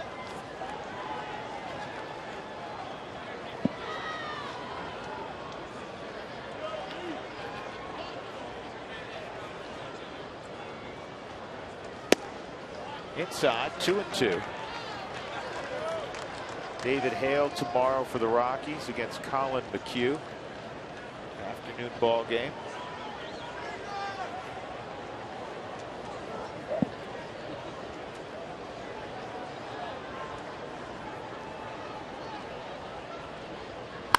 This ball, take a good look. You won't see this one for long. Where's it going to land?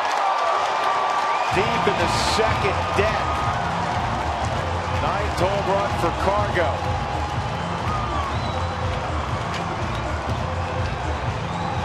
And it's 8-4. I talked about how many times he had hit the ball on the button tonight, and it didn't change with that at all. He crushed that baseball. Gonzalez batting .324 since May 17th. 15 of 18 games he's hit safely in. Been crushing like crazy, and that ball was really crushed into right field. But as you can see, a little joy on his face because it is just 8-4 now. Here's Nolan. But this was a vintage Cargo home run, George. Oh, very much so. Big long swing, big long high drive. I started thinking, is this thing going to get in the third deck? No, but it got about 15 rows in the second.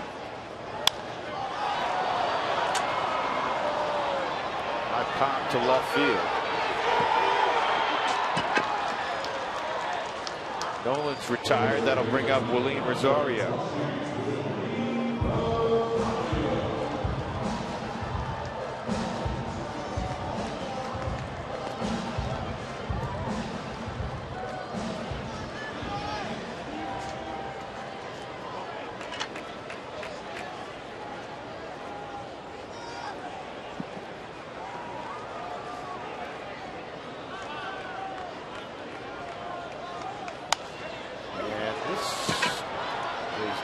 Drop. I thought for a moment it might, but George Springer was there. It was hit a little further than I thought off the bat.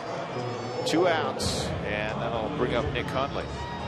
Cargo with a home run in consecutive ball games for the second time this year. It also happened about 10 days ago. So Cargo continuing to swing the bat well in the month of June.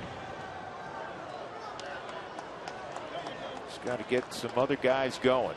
This has been a rough patch the last 7-8 days. After the Rockies played well for 2.5 weeks. I keep saying it, George, they've lacked baseball symmetry for a good portion of this year. You know what I mean by that. You played forever. You know, the days you pitch well, you don't hit. The days you hit, you don't pitch well. And the teams that go on the, you know, the runs where they win 12 of 14, that sort of thing. You have a period where everything works. That's all. The Rockies fall 8-4 tonight. They've lost all 3 games against Houston this year. They're 0-5 against the American League thus far in 2015. Brett Oberholzer gets the victory. He's 2-1. Kyle Kendrick takes the loss. He is 2-9. The Rockies have now lost 17 of their last 19 against the American League. With the loss, Colorado falls to 28-37. And Houston in first place in the American League West. They improved to 39-28. Time to get it to center field. Jenny Cavnar with Corey Sullivan and Jeff Houston. Jenny, it's all yours. All right, thanks, Drew. Plenty of home runs in this game to talk about. Unfortunately, not many of them coming for the Colorado Rockies as Houston takes game 1 of 2. Yeah, I didn't really feel like the Rockies had their best brand of baseball today. Houston's 25-0 when they have multi-home run games.